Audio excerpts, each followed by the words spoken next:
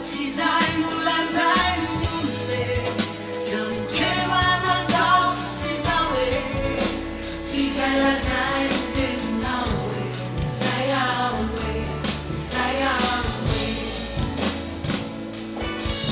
ilay olonanao mitsaokanao zanokeoana zao zanokeoana zao sy zao e fizay lazay teninao e zay ao e zay ao e zatsatsoa somitsokanao e Andriamanitra tsy misy fiovane tsy mandiso fanantenane Jesosô zay nolazainao no nataonao e Andriamanitra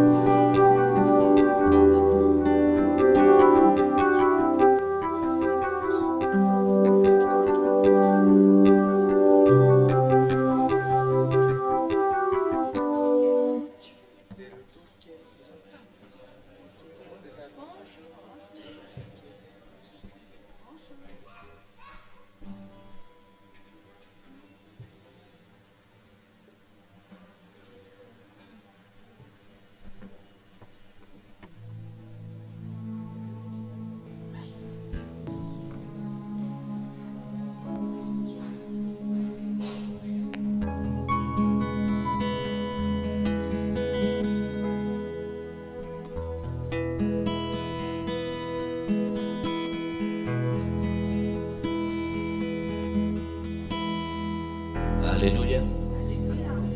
Alléluia.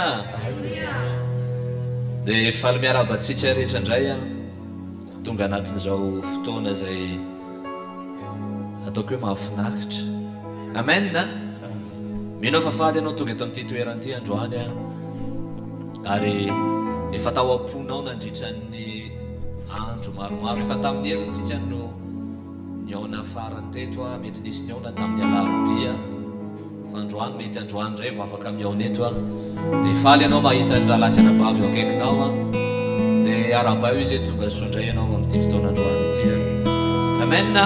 Aza atao fahazagana hoe miaona indray tsika androany a fa isika no ankohona ny tompo a izay miomana ny amin'ny fiavian'ny tompo eny amin'ny raha hoanina mampahery atsika izy eto a eto izy mampirisika atsika eto izy mamerina atsika amin'ny lalana izay tiany hitondrana atsika dia fahasoavana ngeda be zany tena fahasoavana izy a ary ataoko hoe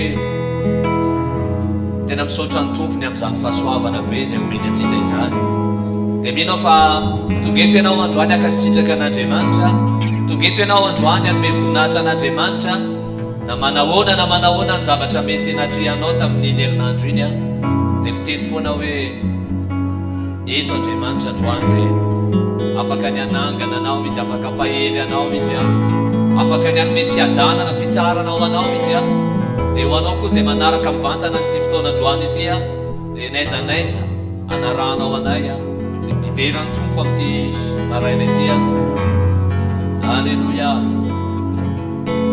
alleluia raha eo mankasitraka anao izahay mame voninahitra anao izay tompo a ianao le Andriamanitra ray izay antominay eto amin'ity toerana ity androany a lay ivon'izao fotoana izao misaotra ny amin'ny fitondranao sy ny fitantananao Andriamanitra misaotra ny amin'ny hitondranao anay indray eto amin'ny fanatrianao amin'izao maraina izao izay tsampanetiko tompo hoe lay famelomena lay fiainana avy aminao indray ao anatin'izao fotoana izao misaotra Jesosy ary makasitraka feno anao izahay ary averinay sady anao ny voninahitra rehetrarehetra tario zay androany oentinay zay androany eo amin'ny fanatrianao oentinay zay androany Andriamanitra ray mba atsapandray lay kasika avy aminao atsapandray lay fanatrianao Andriamanitra amin'ny anara maherinao Jesosy Kristy avy any Nazareta raha eo makasitraka feno anao satria fantatray fa tompotoana indray ty omenao anay ty androany afana indray Andriamanitra ray tena mifandray tanteraka aminao ary manakaiky anao misimisy kokoandrany amin'ny alalan'ny teninao amin'ny alalan'ny fiderana amin'ny alalan'ny vavaka izay ho asandatra izy eto amin'ity toerana ity izy tario ny tsara iavy androany oetra tsara iavy androany aza vela Andriamanitra raha izy isovany marina fotsiny androany fandray avy aminao atsapandray izy dia zavatra efa nomeninao efa nomaninao Andriamanitra ho anay fiangonanao amin'ny anaran'i Jesosy alleluia itsika tiaka mafan'Andriamanitra dia tao hidera azy androany a tao ankalaza azy androany a tao amin'ny voninahitra azy alleluia alleluia ao ataontsika lira hoe dao zao no fotoany ankofanazao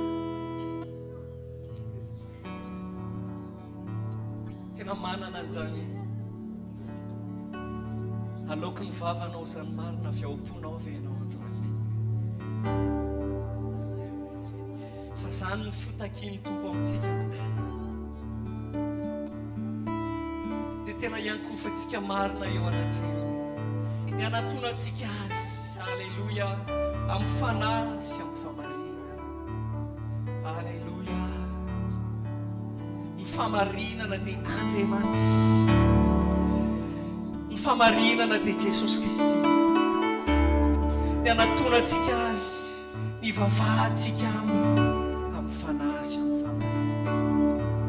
Alleluia, alleluia.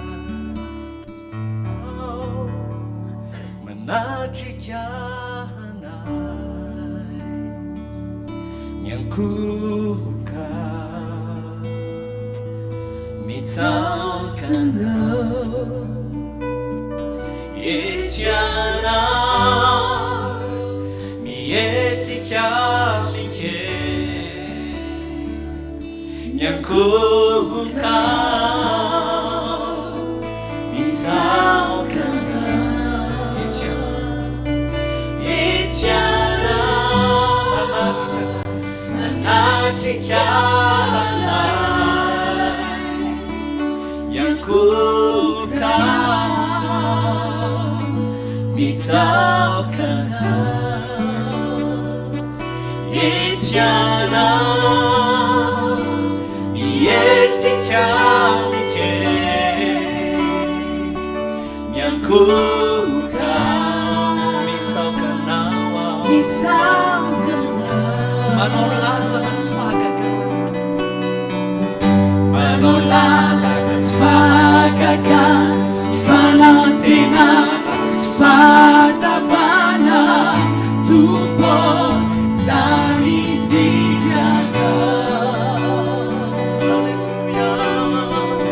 Manolala, Svagaka, Fanatena, Spazavana, Tupo, Zanijijaka. Scheretta yara ira maswe Yechana Kyasi kyani fu Nyaku Kimzanzai Yechana Yechana Manasitana Lifu Nyaku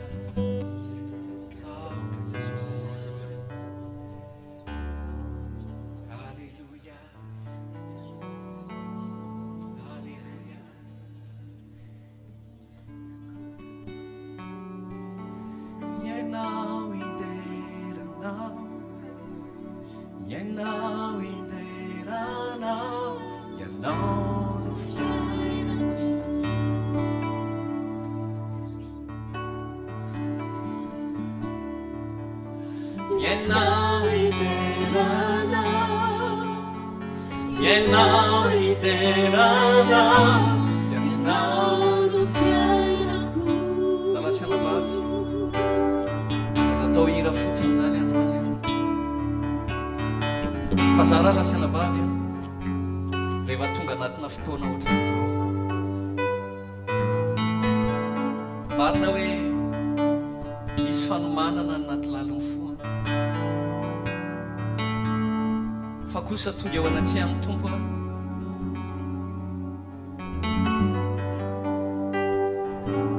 dia tompo no mitarika satria fotoana anankiray ny fotoana tahaka izao izay anolorantsika ny fiainantsika eo amin'ny altaran'Andriamanitra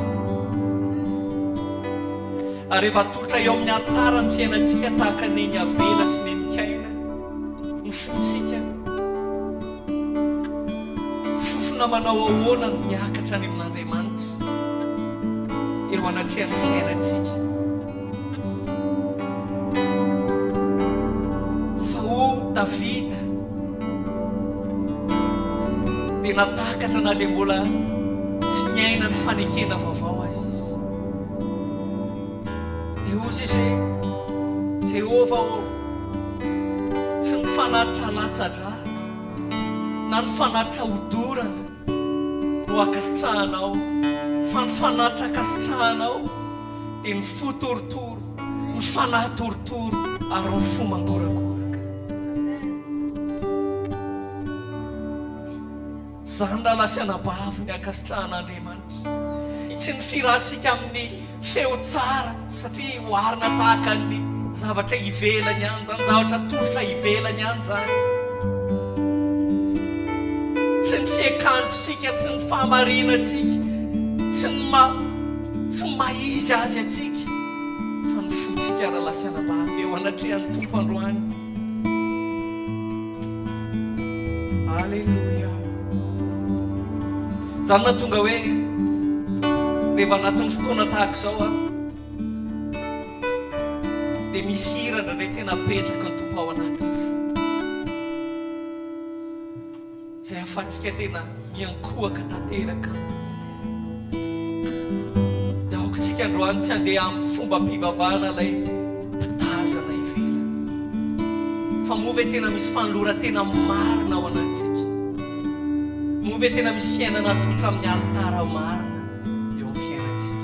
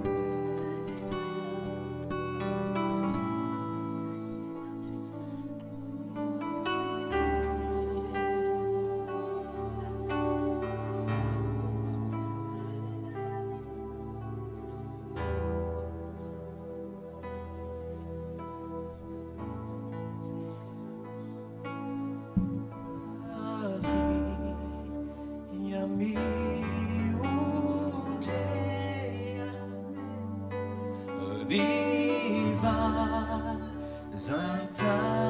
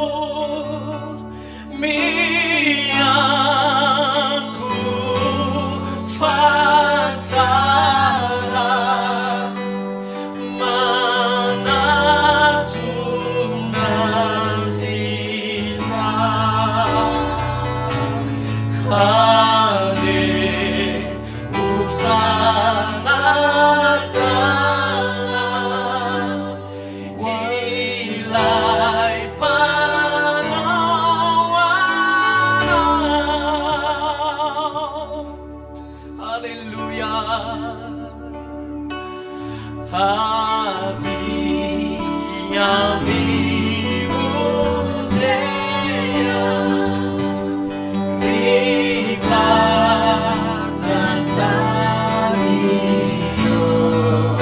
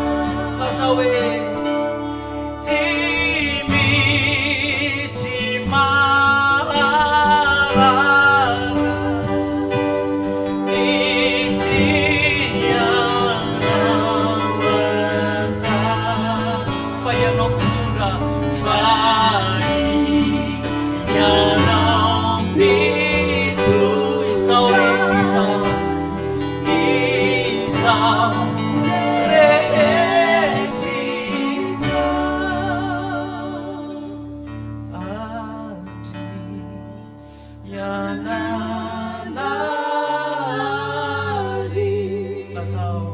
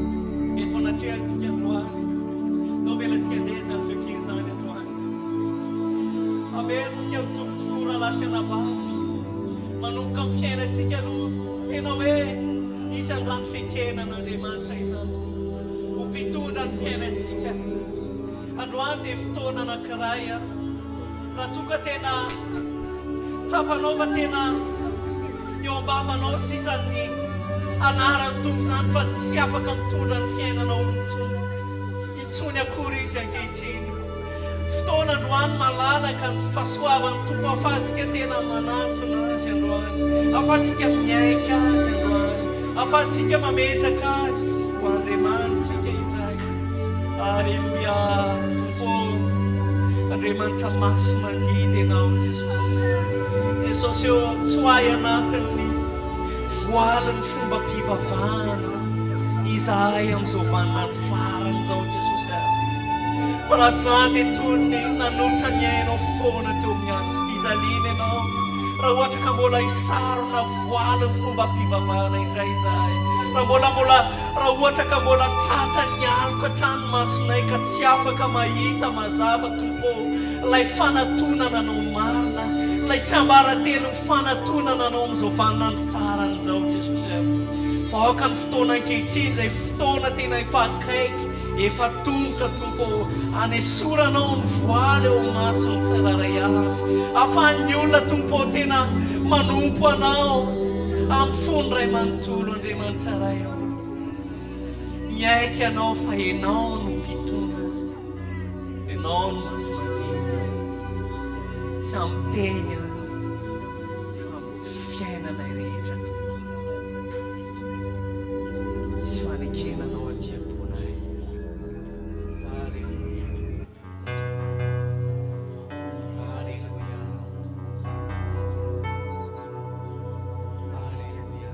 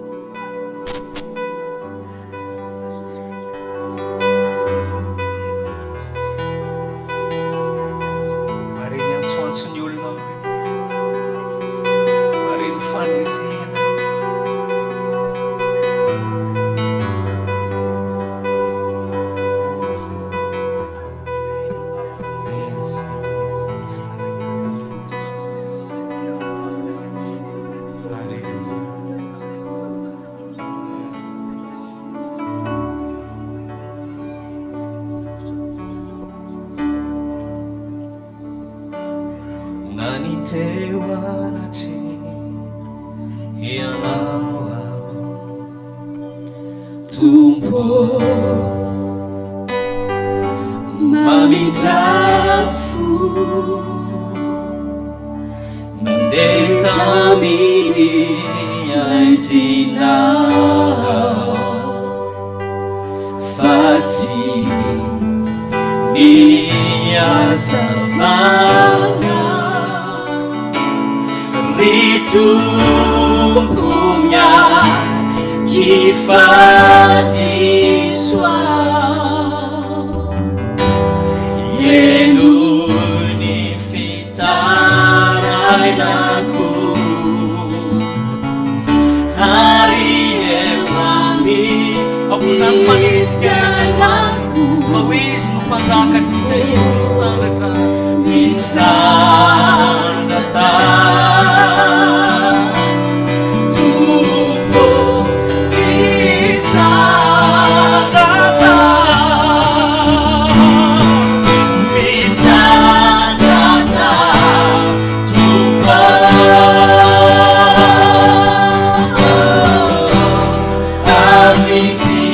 avitindranyana hari tsy misy tsy hainao atao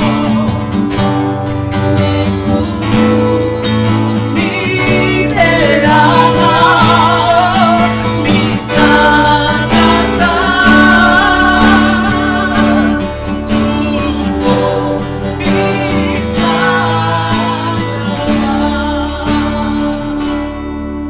nanotsino sy nolanawa tompo mamindrafo etaminy aizina fa tsy niazavana ry tompo miakifadisoa enoi Jesosio enoi tarainako ary eo amin'ny fiainako misandrata tompo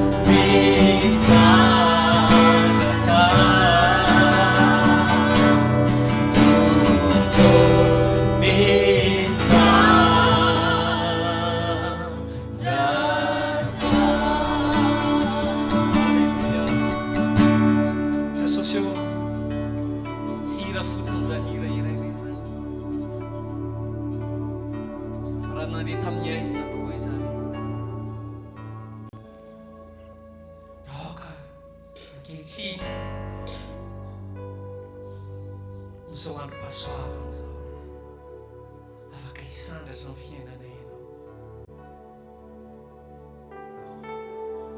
tena ho zava-marina aminay zany fanekenanao zany. Fanekenanao. Tomponay tompo. Raisy tompo, raisy ny fahefana eo amin'ny fiangonanao. Raisy ny fahefana izay apetraka ao eo amin'ireo mpanomponao. Anehoanao ny fonao sy ny fahefanao amin'ny fiangonanao. Manao any intera mandrakizay tompo. Alleluia. Amen.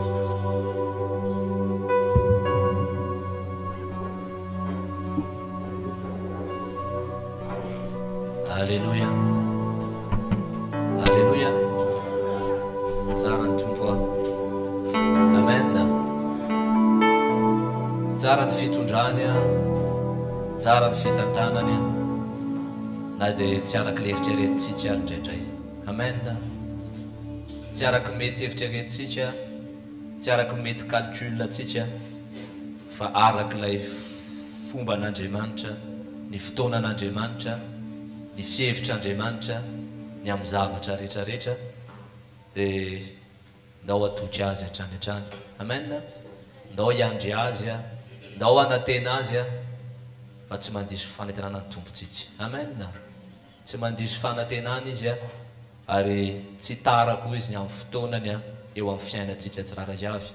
Fa ndao tena mitraka ny fotsika rehetrarehetra aminy, ndao tena mbola hitohy hatrany anankiny, fa izy le Andriamanitra izay velona, izy le Andriamanitra izay eo ambonin'izao rehetrarehetra izao, ary nahary an'izao rehetrarehetra izao. Zany Andriamanitra zany ny Andriamanitra izay tompontsika. Zany Andriamanitra zany ny Andriamanitra izay atontsika eto amin'ity toeran'ity androany. Zany Andriamanitra zany Andriamanitra izay iakofantsika eto. Dia tena mendrika ho azy zany fiderana rehetrarehetra izany, mendrika ho azy zany fankalazana izany. Dia mihina hoe tao anatin'izay fiderana izay tena nanandratra azy ianao, nankalaza azy ianao, na manahoana ny adinao, na manahoana ny zavatra atrehanao, fa Andriamanitra dia mason'ny tompo dia mijery anao. Amen. Mason'ny tompo dia mahita anao, mason'ny tompo dia mijery ny zavatra mety atrehanao rehetrarehetra, na mafy zany, na moro zany, na sarotra zany. Alleluia. Ndao tsika hiomana hanome an'ny tompo amin'ity fotoanandroany ity. Zay tokoa hoe tsy haka calculatrice, tsika calcula hoe ohatrinona nomeko androany, sao dia tsy ampy amin'ny herinandro, fa fantatro hoe ndao hanome an'ny tompo amin'ny fotsika rehetrarehetra, amin'ny kalalahana rehetra, satria ny zavatra ataon'Andriamanitra dia tsy ho takatry ny saintsika na hiditra lalina ao anatin'izany atsika. Hoe tompo tena hiditra ao anatin'ny sainao, fa fantatry ny tompo ny momba asy ianao. Fantatry ny tompo ary manana fihevitra tsara lavitra Andriamanitra, manana fihevitra mihoatra ny eritreretinao Andriamanitra. Azany fihevitra zany dia fihevitra zay tena tsy nianarantsika zany, tsy araka ny saintsika zany, fa ndao hanafonany amintsika rehetrarehetra raha nomeo an'Andriamanitra amin'ity fotoanandroany ity, ho an'ny fanjakany, ho an'ny fampandrosoana ny asan'Andriamanitra. Dia mihina hoe ao am-ponao zany, ary manery anao isan'andro isan'andro, manery asy anao isan'andro isan'andro. Dia ndao hanome an'ny tompo amin'ity fotoanandroany ity. Mety mahita mpania anankiroa ianao, dia androany isika anao an'izay dia amin'ny heriny, dia afaka manome ho an'ny tompo ianao amin'izao fotoana izao. Alleluia. Ndao hanao hery anankiray tsika, dia androso isika hanome ho an'ny tompo.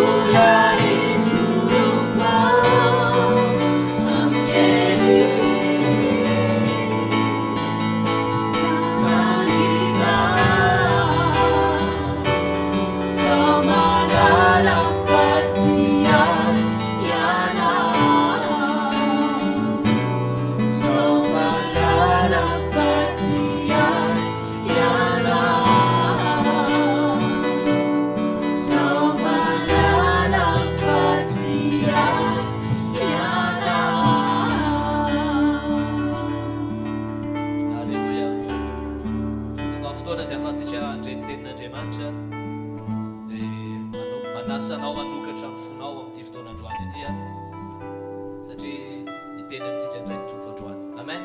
Tokasitsika raha mansoa sy fifianana dia tsy tena.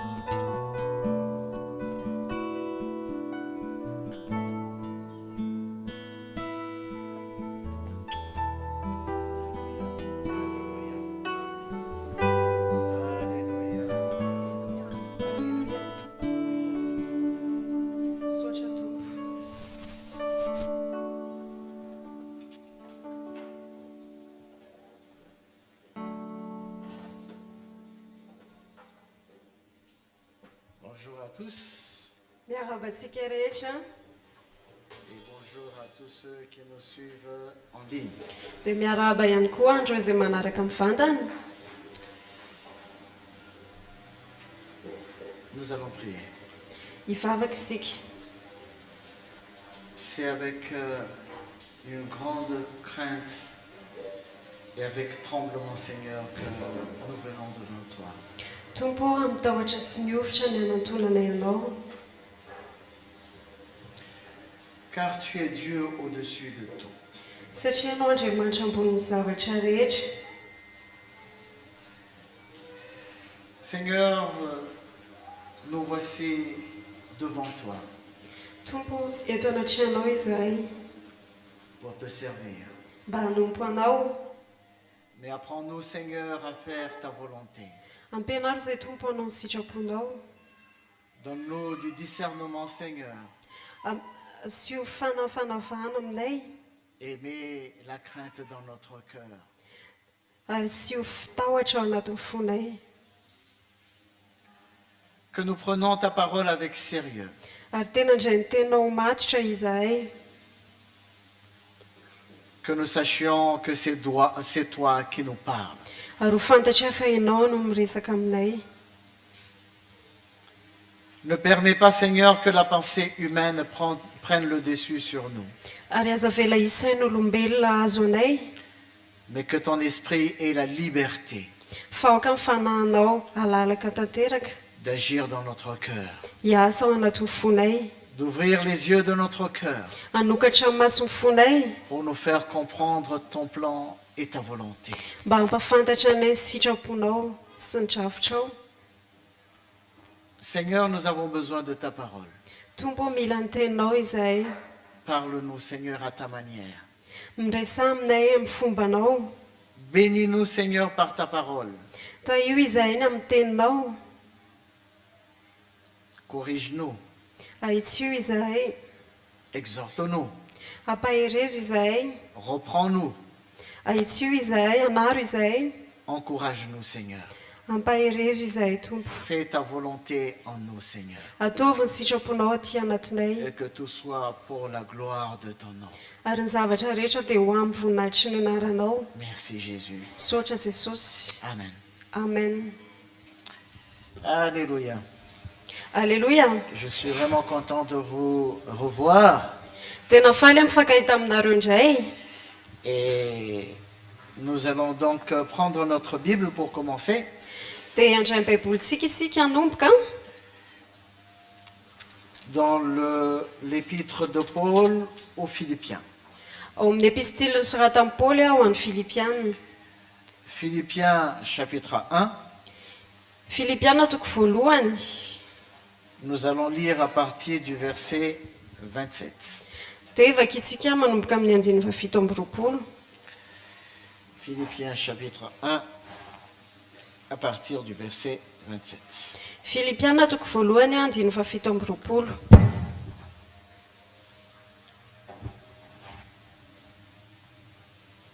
Alors, seulement, conduisez-vous d'une manière digne de l'évangile de Christ, afin que, soit que je vienne vous voir, soit que je reste absent, j'entende dire de vous que vous demeurez fermement dans un même esprit, combattant d'une même âme pour la foi de l'évangile, sans vous laisser aucunement effrayer par les adversaires, ce qui est pour eux une preuve de perdition, mais pour vous de salut.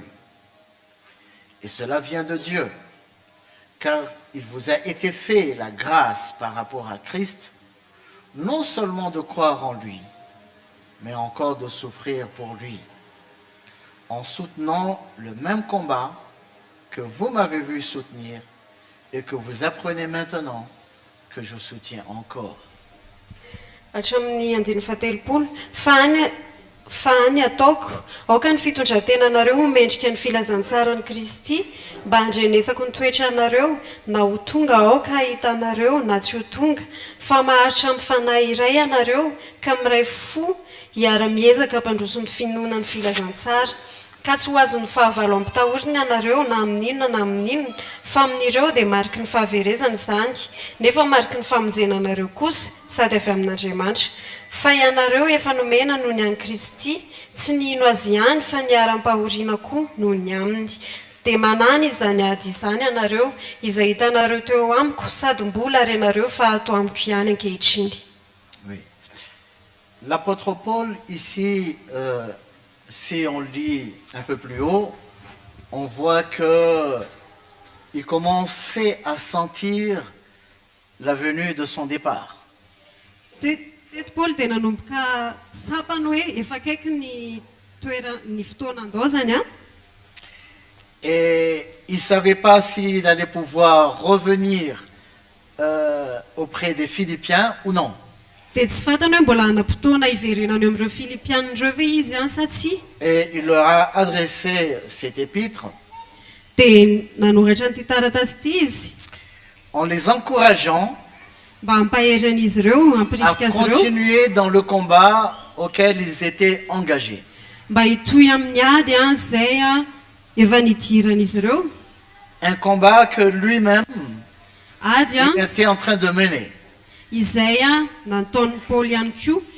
Donc Paul est en train de nous montrer ici que la vie chrétienne, c'est une vie de combat. Dia Paoly dia mampiseho amintsika hoe ny fiainana kristianina dia fiainana ady. Dans la vie, il y a des combats, beaucoup de combats. Ary eo amin'ny fiainana dia misy azy ady, betsaka ny ady. Il y a des gens qui combattent pour avoir, chaque jour, pour avoir à manger. Misy olona ireo izay miady isan'andro ao mba hitady ihany kohanina. Il y a des gens qui combattent pour avoir une position dans la société. misy olona miady mba azo toerana eo amin'ny toeram-piasana eo amin'ny fiarahamonina. Il y a des gens qui mènent des combats pour avoir des promotions. Ary misy olona miady mba azo toerana tsara ny ampiasana. Il y a des gens qui combattent pour avoir plus d'argent, Ary misy olona et miady plus mba d'honneur. azo vola be kokoa na voninahitra kokoa. Mais Paul nous parle ici d'un autre combat. Fa Paoly eto dia miresaka amintsika ady hafa mihitsy. Il parle du combat, du combat d'un chrétien. Ary Enfant miresaka de izy Dieu. ny adiny kristianina, ny ady ao amin'Andriamanitra. Et il encourage les Philippiens à demeurer fermes dans ce combat. Dia izy dia mampirisika an'ireo Filipiana mba hitoetra ao anatin'izany ady izany. Le combat de la foi, Ny adiny finoana, le combat de l'évangile. ny ady ao amin'ny filazantsara. Beaucoup de chrétiens mènent aussi un combat. Ary betsaka ihany koa ny kristianina izay ao anatina ady. Un combat pour avoir le confort à travers l'évangile. Dia ady izay hoe te azo fiadanana fotsiny amin'ny alalan'ny filazantsara. Mais est-ce que ce combat pour avoir le confort à travers l'évangile, c'est ce combat dont parle Paul? Fa io ady izay mitady fiadanana amin'ny alalan'ny filazantsara io ve ny ady resahan'i Paoly eto?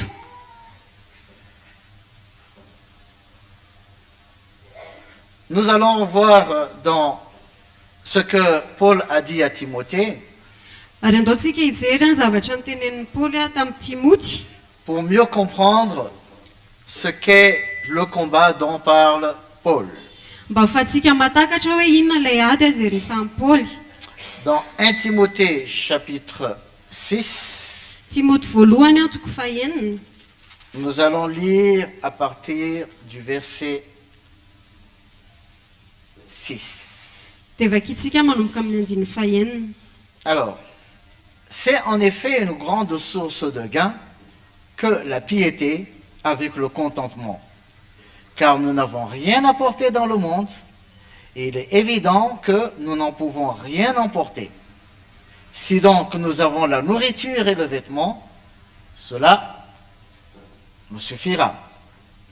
Mais ceux qui veulent s'enrichir tombent dans la tentation, dans le piège et dans beaucoup de désirs insensés et pernicieux qui plongent les hommes dans la ruine et la perdition.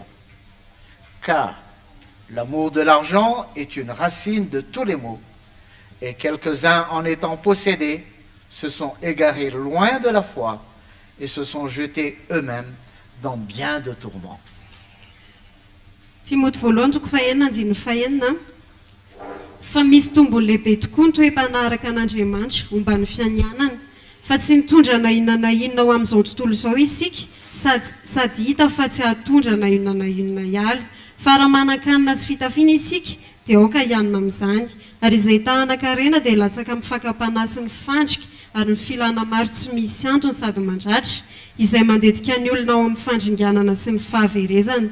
Fa ny fitiavam-bola ny fototry ny ratsy rehetra. Ko an'ny sasany izay fatra-pitady izany dia efa voavily ny ala tamin'ny finoana ka nanindrona ny tenany tamin'ny alahelo lehibe. Je veux m'arrêter un peu dans le verset 12. Hizana kely eo amin'ny andiny faharoa ambin'ny folo. Où Paul dit combat le bon combat de la foi, saisis la vie éternelle à laquelle tu as été appelé et pour laquelle tu as fait une belle confession en présence d'un grand nombre de témoins. Eo amin'ny andiny faharoa ambin'ny folo hozy Paoly hoe mety iny ady tsara ny finoana, azony ny fiainana mandrakizay fa ho amin'izany no niantsonanao koa sy ny nanaovanao ilay fanekena tsara teo mason'ny vavolombelona maro. Combat le bon combat de la foi. Miady ny ady tsara ny finoana. Pourquoi Paul dit le bon combat? Fa manino ny Paoly milaza hoe ady tsara? Il aurait pu dire combat le combat de la foi. Mety afaka ny tena izy hoe mety iny ady ny finoana. Mais s'il insiste le bon combat, Fa matoa izy miteny hoe ny ady tsara. c'est parce qu'il y a un mauvais combat de la foi. Satria zany misy ady ratsy ny finoana. Admettons que tu envoies un enfant acheter du beurre, par exemple, au magasin. Da ohatsika eritreritra hoe ianao maniraka zaza anankiray vity dobera ny tsena et il y a beaucoup de qualité de beurre. dia misy karazana dobera be dia be Et tu lui dis, fais attention d'acheter le bon beurre. dia miteny azy ianao hoe mitandrema fa le tsara ny tokony hovidianao le dobera tsara Pourquoi tu lui précises le bon? fa manino ianao no miteny an'ilay hoe tsara Parce qu'il y en a encore d'autres qui ne sont pas bons. satria misy karazany hafa zay tsy tsara Donc ici, Paul parle du bon combat de la foi. dia eto Paoly dia miresaka ny hoe niady tsara ny finoana Ça veut dire il y a des mauvais combats de la foi. zany hoe misy a niady ratsy a ny finoana On utilise toujours la foi. indraindray tsika mampiasa finoana foana Non, on utilise toujours la foi.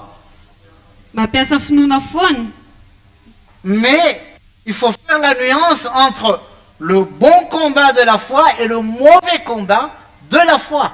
mampiasa finoana foana isika fa mila mitandrina ny amin'ny ady tsara ny finoana sy ny ady ratsy ny finoana Ce n'est pas parce qu'il y a la foi que c'est bon. tsy hoe rehefa misy finoana akory dia tsara Il y a un combat de la foi, mais qui est un mauvais combat de la foi. misy a ady ny finoana fa ady ratsy ny finoana Mais Paul nous parle ici du bon combat de la foi. fa Paoly dia miresaka ny amintsika ny amin'ny ady tsara ny finoana Et c'est très important de connaître c'est quoi ce bon combat de la foi. dia tena zava-dehibe ny fantaratsika hoe ina moa zany ady tsara ny finoana zany Parce que sinon, on risque d'aller mener un autre combat qui n'est pas le bon combat de la foi. fa raha tsy zany tsika dia lasa andeha hiditra anaty ady hafa zay tsy ady tsara ny finoana Vous voyez, parfois quand on regarde les annonces nécrologiques, quand il y a quelqu'un qui est mort et puis on fait des faire-part, indray tsika rehefa mijery an'ilay fampilazana fahoriany reny généralement on écrit en en-tête, il a combattu le bon combat. dia indraindray soratany eo amin'ilay fiara-pary eo ambony eo zany hoe niady tsara izy C'est pas moi de juger que la personne a combattu le bon combat ou non. sa tsy tsara hoe niady tsara ve le olona sa tsy Mais nous avons besoin de comprendre. fa mila takatritsika C'est quoi le bon combat de la foi? hoe inona ny ady tsara ny finoana Pour ne pas mener un combat inutile mba tsy hoe ady tsisy dikany itsika et que le jour où nous allons nous présenter devant le Seigneur, dia amin'ny andro a rehefa tonga eo anatrehan'ny tompo isika nous venons devant le Seigneur, nous disons Seigneur, j'ai combattu le bon combat. dia tonga eo anatrehantsika tompotsika dia miteny tompo tena efa niady Et dire, tsara mais quel combat tu as mené toi? dia ozy izy ny tompo hoe fa inona ny ady ny tianao Donc c'est très important pour nous, enfants de Dieu, dia tena hoe zava-dehibe ho antsika zanak'andriamanitra de connaître et de comprendre no mahafantatra sy mahatakatra le combat ny ady dont Paul fait mention. zay resahan'ny Paoly eto Amen. amen Alors, notre combat en tant que chrétien, ny adyntsika amin'ny maha-kristianinatsika et quand on parle de combat, dia rehefa miresaka ady isika il y a un ennemi, ou il y a des ennemis, non? dia misy fahavalo na fahavalo maro zany N'est-ce pas? sa tsy zany Bien souvent dans le monde chrétien, le premier ennemi qu'on pense, Satan. indraindray isika eo amin'ny tontolo kristiana dia ny fahavalo voalohany eritreretintsika dia hoe satana Voilà pourquoi il y a des gens qui mènent une bataille rangée contre le diable à tout moment. zay mahatonga hoe misy olona dia miantsy ady amin'ny devoly foana amin'ny fotoana rehetra On voit le diable partout. mahita devoly izy amin'ny toerana Au lieu rehetra de renoncer à soi, raha tokony andany-tenany izy au lieu de s'examiner. raha tokony andinika ny tenany En réalité, notre véritable et notre premier ennemi, ny tena izy ny fahavalontsika voalohany c'est pas le diable. dia tsy ny devoly Pour nous, les enfants de Dieu, fa ho antsika le zanak'andriamanitra diable, il est déjà vaincu sur la croix.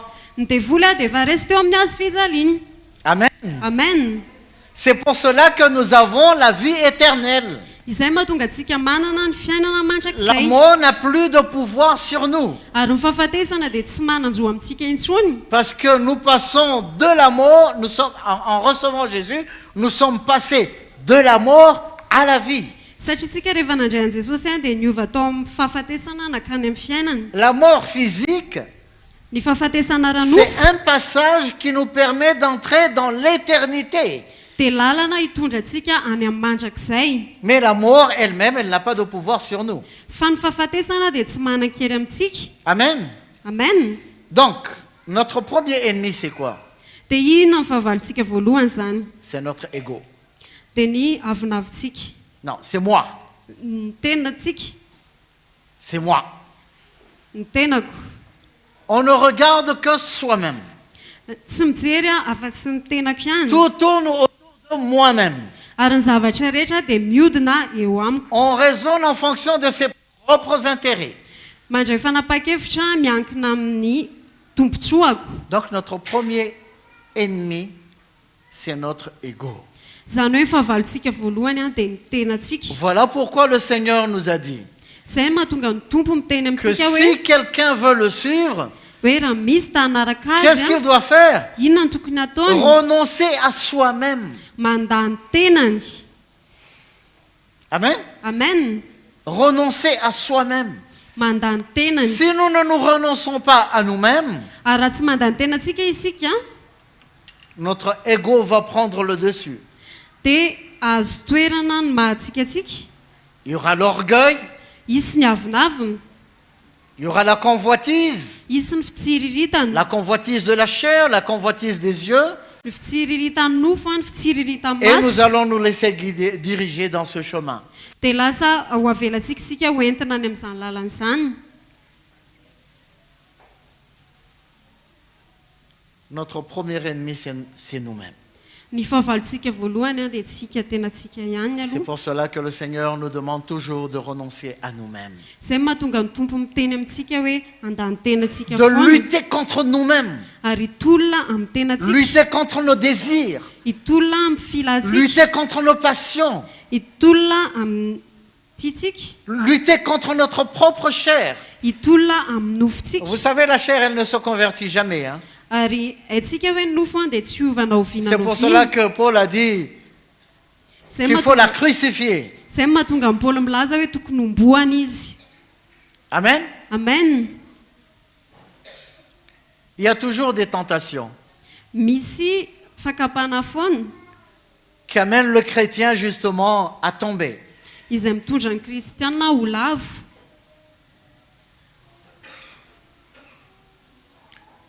On ne doit pas se tromper d'ennemi ary tsika dia tsy tokony ho diso fahavalo en pensant qu'un tel ou une telle hoe mieritreritra hoe ianna na Et ton ianna ennemi. ny fahavalonao ton propre ennemi, c'est toi-même. fa ny fahavalonao voalohany dia ny tenanao Ton propre ennemi est en toi. ary ny fahavalonao dia ao aminao Mon ennemi, c'est moi-même. ary ny fahavaloko dia izaho ihany Mes désirs, ny faniriko mes passions, ny filako ma convoitise, ny ma fitsiriritako personne. ny mahazana Et le Seigneur veut me changer. dia ny tompo ato te hanova Le Seigneur veut nous transformer. ny tompo te hanova C'est pour cela que Paul a dit izay natonga mbola ny teny hoe que si quelqu'un est en Christ, hoe raha misy olona ao amin'ny il kristy est une nouvelle créature. dia olona vaovao izy Il est transformé. novaina izy Ce n'est plus la même personne. ary tsy mitovy amin'ny taloha ny Il y a un izy renouvellement qui doit être opéré en nous. dia tokony isy fanavaozana zany hitranga ao amintsika Un renouvellement de l'intelligence. ary fanavaozana ny Un sainy renouvellement qui s'opère intérieurement. fanavaozana izay mitranga avy any anaty Et c'est un aloha combat permanent. ady mitohy le izy Un combat de tous les jours. ady isan'andro Afin de permettre au Saint-Esprit de nous transformer. mba ahafahantsika mamela ny fanahy masina hanovatsika Amen. amen Quand nous regardons ce que Paul a dit à Timothée, rehefa mijery tsika ny zavatra nytenen'ny paoly tamin'ny timoty il a énuméré un certain nombre de choses dans ce chapitre 6. ny tanisa zavatra maromaro izy ato tanatin'ity toko faheniny ity Qui font état de la convoitise humaine. izay mampiseho any fitsiriritan'olombelona Il dit que nous n'avons rien apporté dans ce monde. ozy izy hoe fa tsy nitondra na ininitsika teto amin'izao tontolo Et nous ne zao pouvons rien emporter. sady tsy hita fa tsy hahatondra na inona na Mais c'est inona quoi la ihany. course de l'être humain maintenant? fa inona ny azakazan'ny olona ankehitriny Il court vers le confort matériel. miazakazaka izy ho any amin'ny fiadanana ara-materialy. Il court vers des biens matériels qu'il va abandonner. Miazakazaka izy ho any amina zavatra ara-materialy izay ho laozany avy eo nefa Sans rien préparer pour sa destination finale et éternelle. ary izy dia tsy manomana an'ilay toerana tokony alehany fiainana mandrakizay. C'est ça ce que Paul parle ici. Ary izay no lazain'i Paoly eto. Et il nous dit de combattre justement contre ses désirs. Dia izy dia miteny amintsika hoe hiady aho amin'izany filana zany. Toutes ces choses qui nous attirent Ireny vers le zavatra monde. izay misarika antsika ho eny amin'izao tontolo izao. Et c'est là que Paul dit combat le bon combat de la foi. Ary izay ilay zavatra tenenin'i Paoly hoe miady ny ady tsara ny finoana. Pourquoi combattre ce combat Fa maninontsika tokony hiady an'izany ady izany ou le combat de la foi? na hoe ny ady ny finoana. Si Paul dit que nous avons besoin de combattre le combat de la foi, Raha Paoly milaza amintsika hoe mila miady ny finoana isika, il veut dire faites le nécessaire pour conserver, pour garder une foi pure et authentique. ny tiany tenenina zany hoe ataovy ny zavatra rehetra izay azonao atao rehetra mba hiazonana ny finoanao adio sy ho marina. Parce qu'il y a une foi qui n'est pas authentique. Misy finoana izay tsy izy. Mais nous avons besoin d'avoir cette foi authentique. Fa tsika dia tokony manana an'ilay finoana izay tena izy. Et pour avoir et garder cette foi authentique, Dia mba ahafahantsika miazona izay finoana tena izy izay nous avons besoin de combattre dia mila miady isika. contre le faux. Miady amin'ilay tsy Parce que izy. quand nous devenons des enfants de Dieu, Satria rehefa tonga zanak'Andriamanitra isika le malin, il vient aussi, dia tonga ihany koa ilay ratsy il apporte une foi dia mitondra finoana ihany koa qui est izy basée sur la parole de Dieu. izay mifototra mihitsy amin'ny Mais une tenin'Andriamanitra. foi qui est erronée. Fa finoana izay efa novainy. Vous savez ce que le diable a fait au Seigneur, envers le Seigneur? Fantatrareo ve ny zavatra nyteneniny devoly tamin'ny tompo? Il est venu tenter le Seigneur. Tonga izy nakafana ny Et tompo qu'est-ce qu'il a fait? dia inona Il a nataony? utilisé la parole de Dieu, Nampiasa ny tenin'Andriamanitra mais d'une izy manière erronée. fa tamin'ny fomba efa nahodiny. Diso. Ce n'est pas parce que quelque chose est tiré de la parole de Dieu Tsy hoe ny zavatra hoe nalaina tao amin'ny que tenin'Andriamanitra cela veut dire que c'est selon le cœur du Seigneur. dia hoe araka ny fon'Andriamanitra zany le izy. Le diable, il a utilisé la parole de Dieu. Ny devoly dia nampiasa ny tenin'Andriamanitra Donc la foi qui n'est pas authentique, dia le finoana izay tsy izy zany elle utilise aussi la parole de Dieu, dia mampiasa ny tenin'Andriamanitra mais ihany d'une koa manière izy. erronée. Fa amin'ny fomba diso. Et c'est ça justement la manière de travailler de l'ennemi, du Et- diable. Ohatr'izay mihitsy nefa ny fomba fiasan'ny fahavalo devoly. Il utilise la parole de Dieu Mampiasa ny tenin'Andriamanitra de izy manière subtile, amin'ny fomba de manière maligne. amin'ny fomba fetsifetsy. Merci. Et parce que tu vois que c'est la parole de Dieu, Satria hitantsika hoe tenin'Andriamanitra le izy tu te dis c'est biblique dia mitentsika hoe ara-baiboly zany et tu crois. dia mino ianao Et tu vas proclamer, je suis la tête mais pas la queue. dia tonga ianao dia hoe lohany afa tsy rambony. Et tu combats, tu amènes ta foi, tu fais tout pour être la tête mais pas la queue. Dia tonga ianao dia miadiny amin'ny finoanao dia ataonao ny zavatra rehetra mba ho Parce lohany que ianao fa c'est tsy rambony. écrit. Satria voasoratra zany. Mais dans quel esprit c'est écrit? Fa amin'ny fanahy inona na voasoratra an'izany?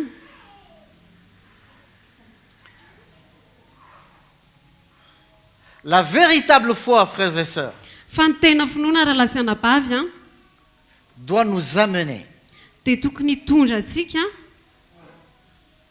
vers Dieu. ho any amin'Andriamanitra. La véritable foi Ny tena finoana doit nous amener dia tokony hitondra antsika vers les choses célestes. ho any amin'ny zavatra ny lanitra.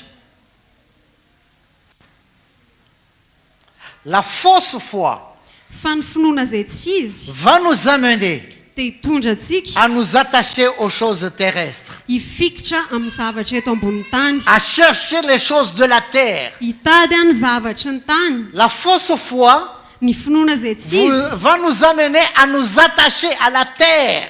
dia hitondra antsika hifikitra amin'ity tany ity. Et on va trouver toutes les références bibliques qui parlent de bénédiction et de prospérité pour justifier notre soi-disant foi. Dia hitadyntsika karazana andinin-tsoratra masina mba ahafahantsika manam-pirofo ilay lazaintsika hoe finoana. Et le résultat, c'est quoi? Dia inona ny vokatra izany? Nous nous attachons aux choses matérielles Mifamatotra amin'ny zavatra ara materialy que isika nous allons abandonner izay ho avelantsika eto avy et nous eo relâchons ce que le Seigneur nous a préparé et qui est éternel. dia lasa fotsitsika ilay zavatra noman'ny tompo atsika izay ho mandrakizay. Voyons un passage dans Éphésiens chapitre 1. Ndao tsika mamaky eo amin'ny bokin'ny Efesianina toko voalohany.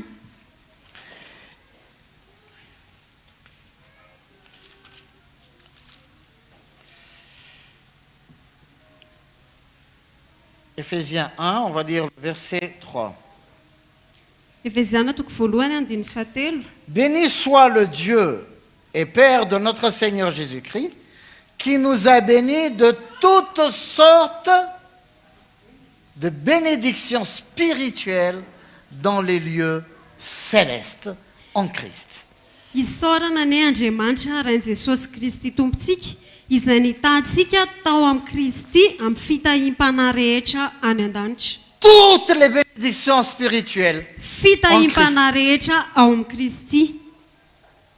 Vous comprenez un peu ça? Azonareo ve ilay izy? C'est pas quelque ou une bénédiction céleste, Tsy hoe ray na sasatsasany hoe mais fitahiam-panahy, toutes les bénédictions spirituelles en Christ. fa ny fitahiam-panahy ara-panahy rehetra ao amin'ny Kristy. Alors, ces bénédictions spirituelles, Ary ireo fitahiam-panahy ireo c'est pas que ça nous attend seulement au ciel, tsy hoe miandratsika any an-danitra fotsiny kory ilay izy, mais à partir du moment fa manomboka amin'ny fotoana où nous devenons des enfants de Dieu, rehefa tonga zanak'Andriamanitra nous isika pouvons nous réjouir de ces bénédictions spirituelles. dia efa afaka mifaly any amin'izany fitahiam-panahy izany Je isika. vais donner quelques exemples. Amin'ny ohatra vitsivitsy Si nous vivions dans la peur, raha ohatra tsika mianana tahotra le Seigneur nous donne la paix. dia ny tompo mamay antsika fiadanana. Il peut y avoir toutes sortes de situations, Misy karazana toe-javatra maro toutes be sortes de problèmes, karazana olana maro be, toutes sortes de combats, karazana ady be dia be, mais nous avons la paix intérieure. fa isika dia manana fiadanana ao Nous savons que anatsika le Seigneur y combat pour nous. dia fantatsika hoe ny tompo miadinaditsika. Amen. Amen.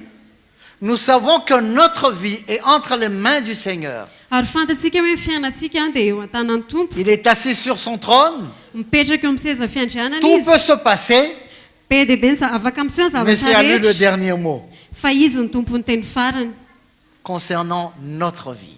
mikasika ny fiainantsika. Amen. Amen. Et ces bénédictions, Ary ireo fitahin'ireo il a commencé déjà par nous donner la vie éternelle. dia efa manomboka aloha hoe nanome antsika ny fiainana mandrakizay, Mais aussi, il nous a aussi donné son esprit qui habite en nous. fa izy koa dia efa nanome ny fanahiny izay mitoetra ao anatsika. Est-ce que nous pouvons comprendre ce matin la valeur de cela? Ary tsapantsika ve ny tombam-bidin'izany amin'ity maraina ity Que Dieu habite en nous. hoe Andriamanitra mitoetra ao anatsika. Dis à ton voisin, Dieu habite en toi. Teneneo akaikinao hoe mitoetra ao anatinao Andriamanitra. Vous savez ce que cela veut dire? Fantatrareo ve ny dikan'izany? Dieu est en moi, Dieu est en toi. Hoe Andriamanitra atao anatiko, Andriamanitra ao anatinao. Quelle grâce, quelle richesse, quelle miséricorde, quelle wow.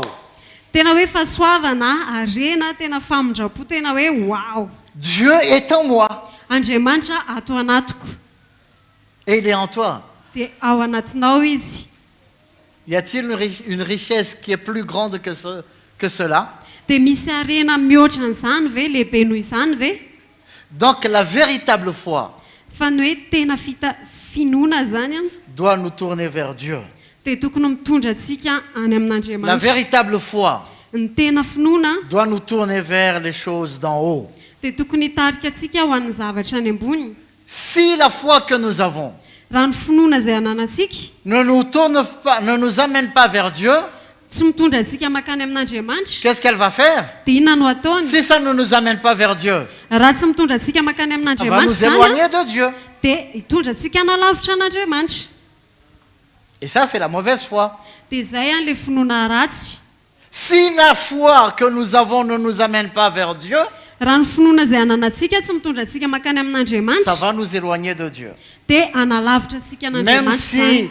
on trouve des passages dans la Bible, Na mahita ny soratra masina isika ao amin'ny ça ne baiboly voudra rien dire absolument. dia tsy misy dikan'izany. Parce que le ministère dans lequel nous sommes, Satria ny asa fanompoana izay misy le atsika, ministère de l'Esprit, ny asa fanompoan'ny fanahy masina est complètement différent du ministère de la lettre. dia tena hoe samy hafa tsy mitovy amin'ny asa fanompoan'ny soratra. Ce sont deux ministères différents. Ary asa fanompoana samy hafa zany tsy mitovy Nous zany. sommes sous le régime de l'Esprit, Tsika dia eo ambanin'ny fitondran'ny fanahy mais pas masina sous le régime de la lettre. fa tsy eo ambanin'ny fitondran'ny soratra. Amen. Amen. Donc la foi, ce n'est pas un instrument que le Seigneur nous a donné Ny finoana zany dia tsy hoe fitaovana fotsiny hanome ny tompo atsika pour satisfaire nos besoins. mba azotsika izay ilayntsika. Je veux une maison Tompo mila trano et je vais prier jour et nuit. dia hivavaka andro aman'alina, Je vais jeûner pendant 40 jours et 40 nuits. hifady anina 40 andro 40 alina, Je vais presser Dieu de toutes les manières ary hotereko Andriamanitra ny fomba pour qu'il rehetra me donne ce dont j'ai besoin. mba homeny azy izay ilaiko. C'est pas ça la foi. Fa tsy izay ny finoana. La véritable foi Fa ny tena finoana nous amène à nous humilier sous la main puissante de Dieu. dia mitondra antsika hanetry tena eo ambany tana Je peux lui maherin'Andriamanitra. demander une maison. Afaka mangataka trano aminy aho, Mais s'il ne veut pas me donner, je dois accepter que non, il ne veut pas me donner. fa raha tsy te hamehe ahy izy dia mila manaika hoe tsy te hamehe anahy aloha Mais je ne izy peux pas zany. le presser pour me donner Fa ce tsy que afaka je veux. hotereko izy hamehe azy izay ilaiko. Amen. Amen. Amen. Amen. La véritable foi doit m'amener à m'humilier Ny tena finoana dia tokony hitondra ahy hanetry teny sous sa main puissante, eo ambany tana à maherin'ny, accepter son plan, dia hanaiky ny drafiny, à accepter sa volonté. hanaiky ny sitrapony. Mais Dieu n'est pas là pour accomplir nos désirs et notre volonté. Fa Andriamanitra koa dia tsy hoe eo hanatanteraka ny faniritsika sy ny sitrapontsika. Et c'est un grand combat pour nous, Ary tena ady be zany ho parce que antsika, nous avons des besoins. satria tsika misy zavatra ilayntsika. Et parfois, on peut convoiter la vie des autres. Dia indraindray tsika mety mitsiriritra ny fiainan'ny hafa, Ou les autres, ils peuvent venir un peu nous titiner, nous enquiquiner, nous déranger et dire dia indraindray ny sasany koa tonga ohatrany hoe mandrangitra antsika zany ao anatin'ilay izy. mais toi, tu n'as pas ceci, tu n'as pas cela. Hoe ianao tsy manana an'ity tsy manana an'izao. Moi, Dieu, il m'a fait ceci, il m'a donné ceci, il m'a donné cela. Fa Andriamanitra namehana an'ity, namehana an'ity, namehana an'ity. Et on tombe dans un piège. Dia lasa tafalatsaka ao anaty On fandrika va isika. jeûner et prier. Dia hifadiany tsika dia hivavaka. On va chercher à étrangler Dieu pour qu'il réponde à nos prières. Totra hoe tsika kendaina zany Andriamanitra hamaly ny vavakantsika. Non, c'est pas ça la foi. Fa tsy izay ny atao hoe finoana. Dans la véritable foi, il y a le contentement. Fa ao anatin'ny tena finoana dia misy ny fianinana na fahonoana tena. Je suis content de ce qu'il me donne. Tena hoe mionina amin'izay omeny ahy, Je me contente de ce qu'il fait dans ma vie. ary mionina amin'izay zavatra ataony eo amin'ny Je fiainako lui fais confiance. dia matoky azy aho. Et je n'ai pas peur du lendemain. Dia tsy matahotra ny amin'ny ampitso Parce aho, que je sais que mes lendemains sont entre ses mains. satria fantatro hoe ny ampitsoko aho dia eo an-tanany. C'est facile de tomber dans la convoitise, frères et sœurs. Tena mora ny tafalatsaka anaty fitsiriritana rahalasana bavy. C'est vraiment facile de se laisser entraîner par les passions et les convoitises de la chair. tena mora mihitsy a no hosarian'ny fitsiriritany nofa sy ny faniriany Et nofo nous avons besoin de lutter contre ça. dia mila miady amin'izany isika mitolona Et amin'izany garder notre foi dia miazona ny finoantsika sur ce que le Seigneur a promis pour nous. eo amin'izay efa nampanatenainy tompo Et ce atsika que le Seigneur a promis pour nous, dia izay nampanatenainy tompo ce ne atsika sont pas des choses terrestres, dia tsy zavatra eto an-tany tsy mais ce zavatry sont ny des tany choses célestes. fa zavatry ny lanitra Ce n'est pas que il s'en fout de notre vie terrestre. tsy hoe tsy miraharaha ny fiainantsika eto an-tany akory izy Ce n'est pas qu'il ne considère pas nos besoins de chaque jour. tsy hoe tsy miraharaha izy a ny zavatra ilayntsika Nous isan'andro nous rappelons sans doute ce que le Seigneur a dit dans Matthieu chapitre 6. tadintsika ngamba zavatra ny tenenin'ny tompo ao matotoko fahenina Nous connaissons très bien ce passage, n'est-ce ary pas? fatatsika tsara izay nandiny Le soratra masina izany verset 32 et 33. amin'ny dininy a faharoa amby telopolo sy fahatelo amby telopolo Car toutes ces choses, ce sont les païens. Bon, on va prendre à partir du verset 28. fakitsika manomboka amin'ny andiny fahafalo amby roapolo Et pourquoi vous inquiétez au sujet du vêtement? Considérez comment croissent les lits des champs. Ils ne travaillent ni ne filent. Cependant, je vous dis que Salomon, même dans toute sa gloire, n'a pas été vêtu comme l'un d'eux. Si Dieu revêt ainsi l'herbe des champs, qui existe aujourd'hui et qui demain sera jetée au four, ne vous vêtira-t-il pas à plus forte raison, gens de peu de foi?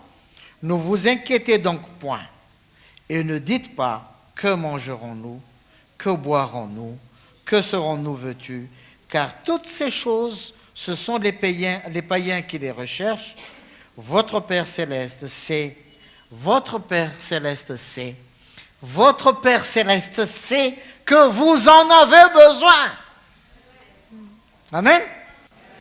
nanomboka amin'ny andiny fahafalo amby roapolo a ary nahoana no manany amin'ny fitafiny ianareo dinio tsara ny faniriany voninkazo any an-tsaha tsy mba miasa na mamoly ireny nefa lazaiko aminareo fa na dia solomona tao amin'ny voninahiny rehetra azy tsy mba nitafy tahaka ny anankiray tamin'ireny ary raha niahitra any an-tsaha izay any anio ka tsipy ao ampatana rapitso no ampitafian'Andriamanitra toy izany tsy mainka avay ianareo ry kely finoana dia aza manahy ianareo ka manao hoe inona no haninay na inona no sotronay na inona no tafianay fa izany rehetra izany dia katsahin'ny jentilisa fatratra fa fantatry indray ianareo izay any an-danitra fa tokony ho anareo izany rehetra izany. Dites à ton voisin, ton Père sait que tu en as besoin. tenenao akaikinao hoe fantatry indrainao hoe ilainao zany.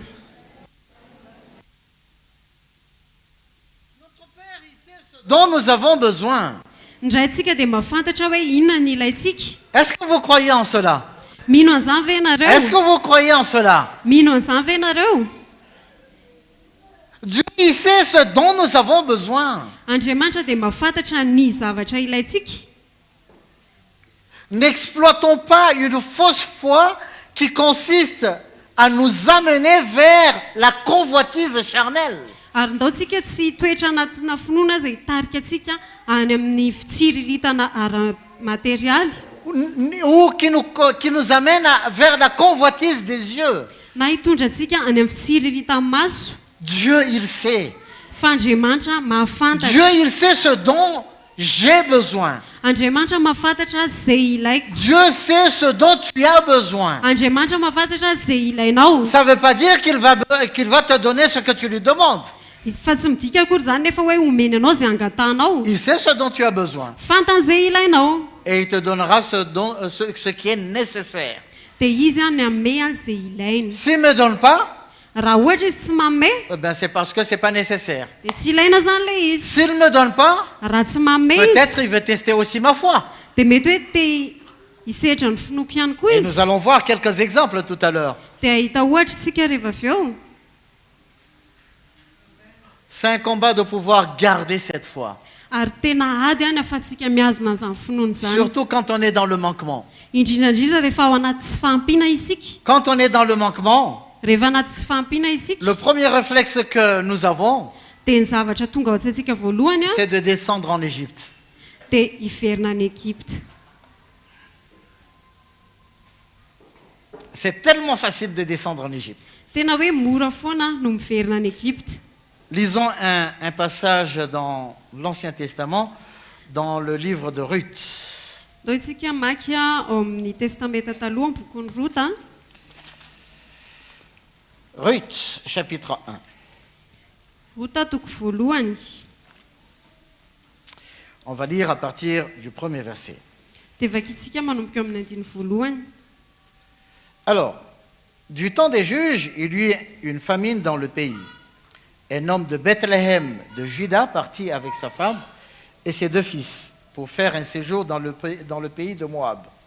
Le nom de cet homme était Elimelech, celui de sa femme Naomi.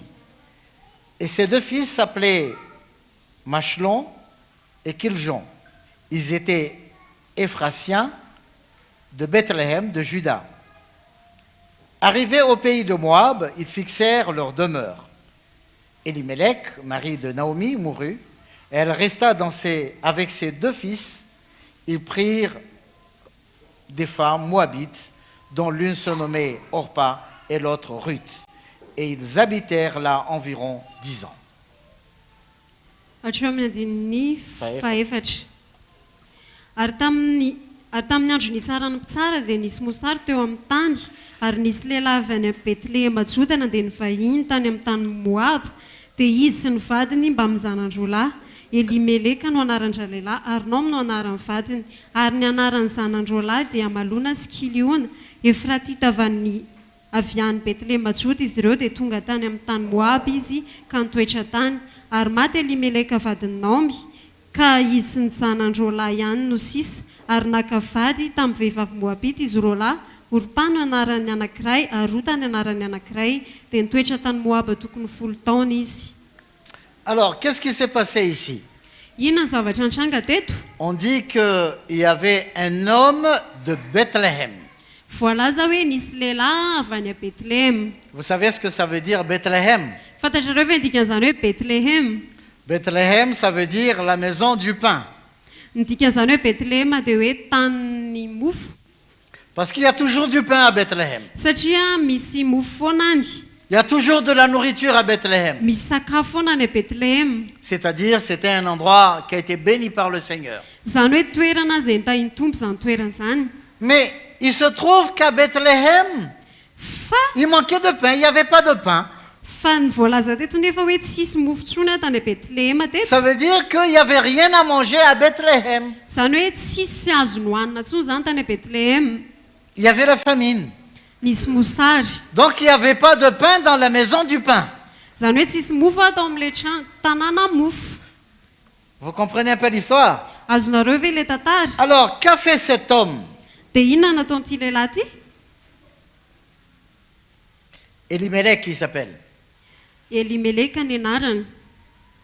Alors Elimelech, il s'est dit, bon, il n'y a pas de pain, je dois nourrir ma famille. Il n'y a rien à manger, je dois nourrir ma famille. Ozy Elimeleka hoe ny tsisy sakafo za mila mampisakafo vady aman-janako. Ben, je vais aller dans le pays de Moab. Andeha ho any amin'ny tany Moab. Je vais aller chez les gentils, chez les païens. Sa andeha ho any amin'ny Saint-Lys. Je vais chercher du pain là-bas. Ary andeha hitady mofo any. Regardez la fin du premier verset. Hein. Ary jereo ny faran'le Un homme de Bethléem de Juda partit avec sa femme et ses 2 fils pour faire un séjour dans le pays de Moab.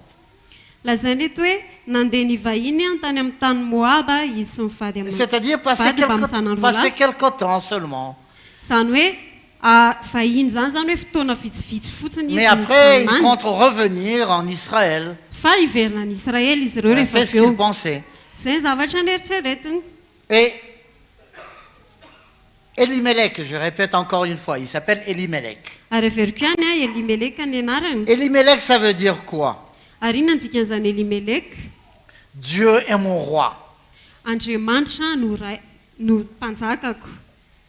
Donc, Elimelech, qui veut dire Dieu est mon roi, Elimeleka zay midika hoe Andriamanitra no mpanjakako. il est un ressortissant de Bethléem, la maison du pain. Mivoaka avy any amin'ny Bethléem izy le tanàna ny mofo. Et il a quitté la maison du pain. dia niala tany amin'ilay tanàna mofo parce izy qu'il n'y avait rien à manger. satria sisy nohanina tany Et il est allé dans le pays de Moab, dia nandeha nakany amin'ny tany Moab izy chez les gentils, teny amin'ny gentlisy pour un séjour. mba hivahiny fotsiny Mais la fin du verset 2 fa eo amin'ny farany andiny faharoa nous dit, arrivés au pays de Moab, ils y fixèrent leur demeure. dia tonga tany amin'ny tany Moab izy ka nitoetra tany Il y eut des enfants, nananjanaka izy et ces enfants aussi, dia ireo zanareo ihany koa ils prirent pour femmes des Moabites. dia naka vady teo amin'ireo Moabita Donc ils ne sont pas venus pas seulement passer. Au début, ils avaient pensé passer un séjour, tamin'ny voalohany izy ireo dia nieritreritra hoe andalo fotsiny hivahiny fotsiny eo mais ils ont fini par devenir des habitants du pays de Moab. fa lasa tonga ponina tao amin'ny tany Moab izy ireo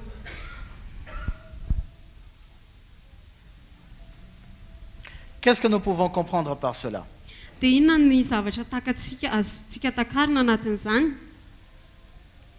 Parfois, quand nous avons faim, indraindray isika rehefa noana quand nous sommes dans le besoin, rehefa ao anatin'ny tsy fahampiana quand on n'a pas à manger, ohatry ny hoe rehefa tsisy sakafo peut-être on n'arrive pas à payer la scolarité de nos enfants, indraindray tsika tsy mahavita mandony sara ampianarany zanatsika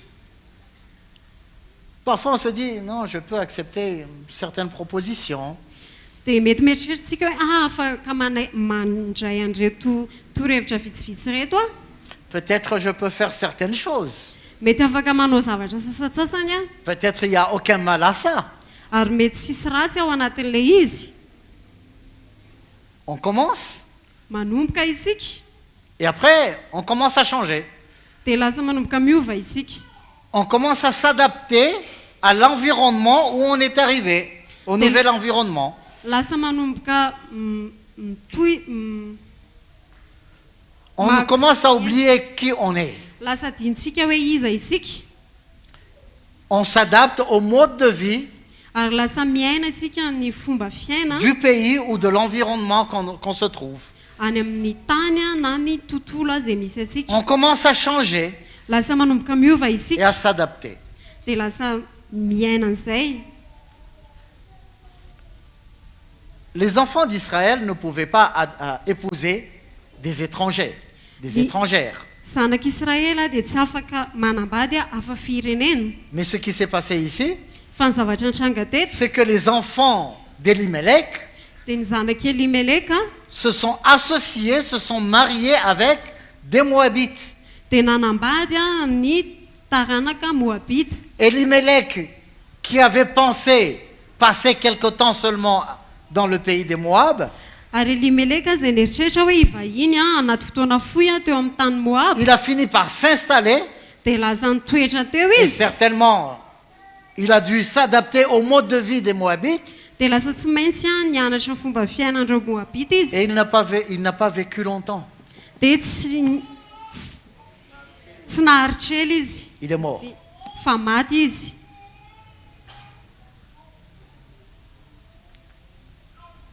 Lorsque nous nous associons isika rehefa mifandray à ce mifangaro monde amin'izao tontolo izao pour satisfaire certains de nos besoins, mba azotsika ny zavatra ilayntsika sasatsasany nous risquons parfois de tomber dans des pièges. dia lasa mety ho latsaka anaty fantrika isika C'est pas facile de combattre pour garder sa foi ary tsy mora ny miady hiazonana ny et finoana garder son identité. sy miazona maha izy azy Bien souvent, dans nos lieux de travail, indraindray isika eny amin'ny toeram-piasantsika nous pouvons nous trouver dans un environnement où il y a plein d'incroyants, d'infidèles, mahita isika anatina tontolo isika zay be dia be any tsy pino ao tsy miova fo qui disent des grossièretés, izay miteniteny foana qui font n'importe quoi. izay manaonao foana Et parfois, on a tendance à effacer un peu son identité de chrétien dia indraindray isika mamafa kely maha kristianina atsika pour ne pas passer un peu comme quelqu'un qui est bizarre, mba tsy ho lasa ohatrany hoe hafahafa pour ne pas passer comme comment dire, un extraterrestre. mba tsy ohatry ny hoe olo avy any amin'ny tany hafa zany Donc on commence un peu à s'adapter à certaines manières, dia lasa mihetsika manao zavatra à sasatsasany certains langages, manana fomba fiteny et on sasatsasany finit par porter un masque. dia lasa manao masika isika On a porté un Sarotavy. masque pour être accepté par notre environnement. dia lasa misarotavy itsika mba ho anekena izy ireo atsika ny tontolo misy atsika atsika Et quand on se retrouve dans le milieu chrétien, on porte un autre masque pour Et- montrer qu'on est un enfant de Dieu. dia rehefa tonga amin'ny tontolo kristiana tsika dia mapiditra saritava hafa indray mba amnehoana hoe zanak'andriamanitra C'est pas facile d'être chrétien tena tsy mora ny kristianina parce qu'il faut garder sa foi, satria mila miazona ny il finoana faut garder son identité mila miazona maha izy atsika et ne pas se mélanger au monde. ary tsy mifangaro amin'izao tontolo Nous zao avons été mis à part. fa isika dia efa voatokana Nous sommes spéciaux. tsika dia manokana Nous appartenons à Dieu. ary tsika dia an'andriamanitra Nous ne sommes pas comme le monde. tsika dia tsy mitovy amin'izao tontolo zao Nous pouvons travailler dans le monde afaka miasa tsika eny amin'izao tontolo parce que zao Paul a dit satria paoly nylaza que hoe celui qui ne veut pas travailler, qu'il ne mange pas. hoe izay tsy asa aoka izy tsy hihinana Mais nous avons besoin de garder notre identité. fa mila miazona amin'ny maha izy atsika isika Si tu es médecin, par exemple, raha dokotera ohatra ianao tu n'es pas un médecin chrétien, raha mpitsabo ianao dia tsy hoe mpitsabo kristianina mais tu dois être un chrétien médecin. fa tokony hoe kristianina mpitsabo C'est différent. samy hafa zany a Un médecin chrétien et un chrétien médecin, c'est différent. mpitsabo kristianina sy kristianina mpitsabo a dia samy hafa zany C'est quoi un médecin chrétien ou un professeur chrétien? inona ny atao hoe mpitsabo kristianina na hoe professeur kristianina Il est d'abord professeur izy aloha dia professeur et aloha il se izy réclame chrétien. dia zay izy miteny hoe Ce qui kristianina passe avant tout, c'est pas le fait d'être chrétien, mandeha voalohany aloha tsy le hoe kristianina mais c'est le fait d'être professeur ou docteur ou je sais pas quoi. fa le professeur na docteur aloha mandeha voaloha Donc le fait d'être chrétien, dia amin'ny maha hoe kristianina c'est une identité qui passe en second plan. dia lasa faharoa zany Mais le chrétien fa ny kristianina mécanicien, par exemple, fa ny kristianina mécanicien ohatra na il se mpanamboatra fiara considère dia zavatra eritreretiny en voalohany toute chose et en toute situation, hoe amin'ny fotoana rehetra il amin'ny se zavatra considère rehetra d'abord comme étant chrétien. dia mihevitra ny tenana aloha izy hoe kristianina Et il fait son travail en tant que chrétien. dia manao ny asany izy amin'ny maha kristianina azy Il s'affiche en tant que chrétien. ary izy dia miseho amin'ny maha kristianina C'est-à-dire que son attitude, zany hoe ny toetrany c'est ny une fombany attitude d'un enfant de Dieu. dia fombanazy Il ne zanak'andriamanitra triche pas. izy dia tsy mangalatra Celui qui prétend être mécanicien chrétien, fa le hoe mécanicien aloha zay vao kristianina il pense d'abord à son travail, dia mieritreritra ny asany aloha izy à ce qu'il peut gagner. hoe inona ny zavatra mety ho Il peut azy trafiquer, il peut tromper, mety mamitaka izy parce que c'est son travail qui prime. satria ny asany aloha ny Mais voalohany celui qui se considère comme étant chrétien d'abord, fa ilay mihevitra ny tenany hoe kristianina izy aloha il fait son travail dia dans la crainte du Seigneur. manao ny asany izy amin'ny fatahorana an'andriamanitra Amen. amen Il fait tout ce qu'il fait dans la crainte du Seigneur. ary manao ny zavatra rehetra izy amin'ny fatahorana ny tompo Il fera tout dans le professionnalisme, ao anatina professionnalisme na hoe fomba fiasa tsara mais ny dans la anaovany crainte azy du Seigneur. fa ao amin'ny fatahorana ny tompo Amen. amen C'est très important pour nous, frères et sœurs, de garder notre identité ary tena zava-dehibe ho atsika ny miazona an'izay maha izy atsika izay raha en lasana tant bavy qu'enfant de Dieu, amin'ny mahazanak'andriamanitra en tant atsika que fils et fille de Dieu, amin'ny mahazanaka vavy sy zanaka lan'andriamanitra atsika et demeurer ferme. sy toetra ijoro Et ijoro c'est ça justement ce que Paul a parlé aux Philippiens. dia izay mihitsy nefa no nresan'ny paoly ato amin'ireo filipianina Il a dit, je mène ce combat hoe mizany dia mitondra an'izany ady et je zany veux que vous aussi vous meniez ce combat. dia tiako ihany koa nareo a raha hitoy Et que vous restiez an'izany mitondra an'izany ady ferme. zany dia hijory ianareo Pourquoi Paul avait dit qu'il faut rester ferme? fa maninony paoly no nilaza hoe mila mijoro Parce qu'il y a des tentations, satria misy fakapana il y aura des turbulences, misy rivotra mafy il y aura des compromis. ary isy Mais fifangaroana nous ne pouvons pas faire des compromis, frères et sœurs. fa tsika dia tsy afaka hanao maromaro tsiraisana Amen. amen On ne peut pas faire de compromis avec le monde. tsy afaka manao maromaro tsiraisana amin'izao tontolo izao isika On ne peut pas prendre quelques bouts de versets ici et là tsy afaka tsika hoe maka tapatapana andin-tsoratra pour masina essayer de etseta justifier ce que nous voulons croire. mba hanamarina tsika izay tiatsika inony Notre foi fa ny finoantsika doit se baser dia tokony iorina sur l'espérance que nous avons en Christ. eo amin'ny fanantenana izay anandratsika eo amin'ny kristy Notre foi ary ny finoantsika doit se baser dia tokony sur iorina ce que le Seigneur a promis pour nous, eo amin'izay nampanantenany tompo pour atsika notre vie éternelle. ho amin'ny fiainantsika mandrakizay Notre foi ny finoantsika doit nous amener vers Dieu. dia tokony hitondra atsika any Notre amin'andriamanitra foi ny doit nous finoantsika amener à chercher les choses d'en haut, dia tokony hitondra atsika hikatsaka ny zavatra any ambony mais pas les choses d'en bas, fa tsy ny zavatra ety pas les ambany choses de la terre. tsy ny zavatra ny tany Il est très important de comprendre on va revenir dans Philippiens. ndao itsika hiverina amin'ny boky ny filipianina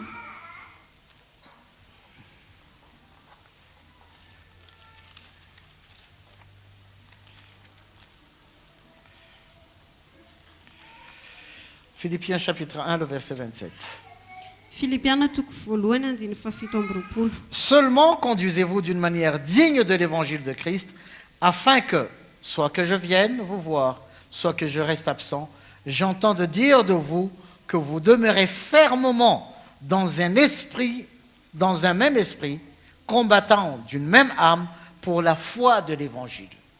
fa any ataoko aoka ny fitondrantenanareo mendrika ny filazantsara ny kristy mba handrenesako ny toetra anareo na ho tonga aho ka hitanareo na tsy ho tonga fa maharitra amin'ny fanahy iray anareo ka miray fo hiara-miezaka hampandroso ny finoana ny filazantsara Que vous demeurez ferme dans un même esprit, combattant d'une même âme pour la foi de l'évangile. fa maharitra amin'ny fanahy iray anareo ka miray fo hiara-miezaka hampandroso ny finoana ny filazantsara La foi dans l'évangile. finoana ny filazantsara C'est pas la foi dans les choses matérielles, tsy finoana ho any zavatra ara-materialy c'est pas la foi dans le confort matériel, tsy finoana azona fiadanana ara-materialy mais la foi dans l'évangile. fa finoana ny filazantsara Amen. amen Le Seigneur, il connaît nos besoins.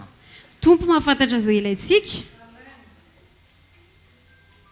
Nous pouvons être dans le manquement. mety eo anaty tsy fahampiana isika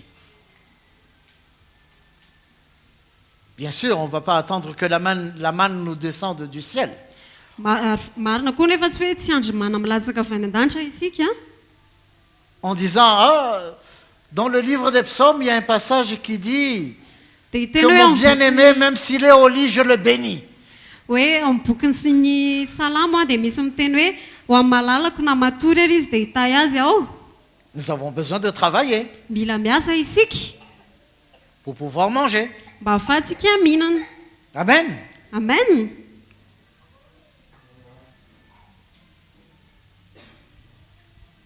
Si certains nous disent il faut être le premier,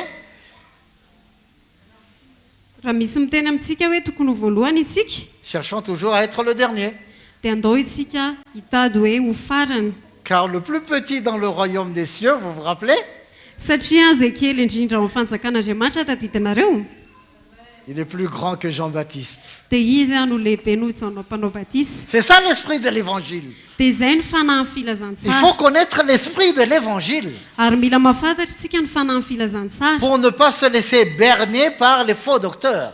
mba ahafahantsika tsy ho voafitaka nyreo fampianaran-diso C'est bien lorsque nous vivons parfois dans le manquement, parfois.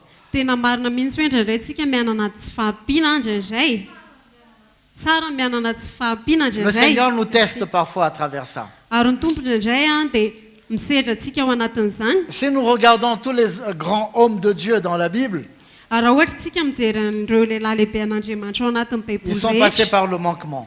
dia nandalo tanaty tsy fahampiana izy ireo. Abraham, il avait reçu des promesses du Seigneur. Andriamanitra dia nahazo fampanantenana avy amin'ny tompo. Abraham, zavady. Il a reçu beaucoup de promesses de bénédiction. Ary nandray fampanantenana fitahiana be dehibe Et izy. la première chose que le Seigneur lui a donnée, Fa ny zavatra voalohany nomeny tompo azy c'est une épreuve par la famine. dia fisedrana teo anivon'ny ankonany. Il est descendu en Égypte. Dia lasa tany Egypte izy. Élie a passé par la famine.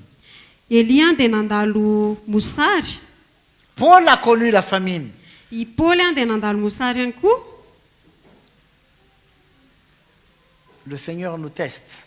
Ary Andriamanitra dia misedra antsika.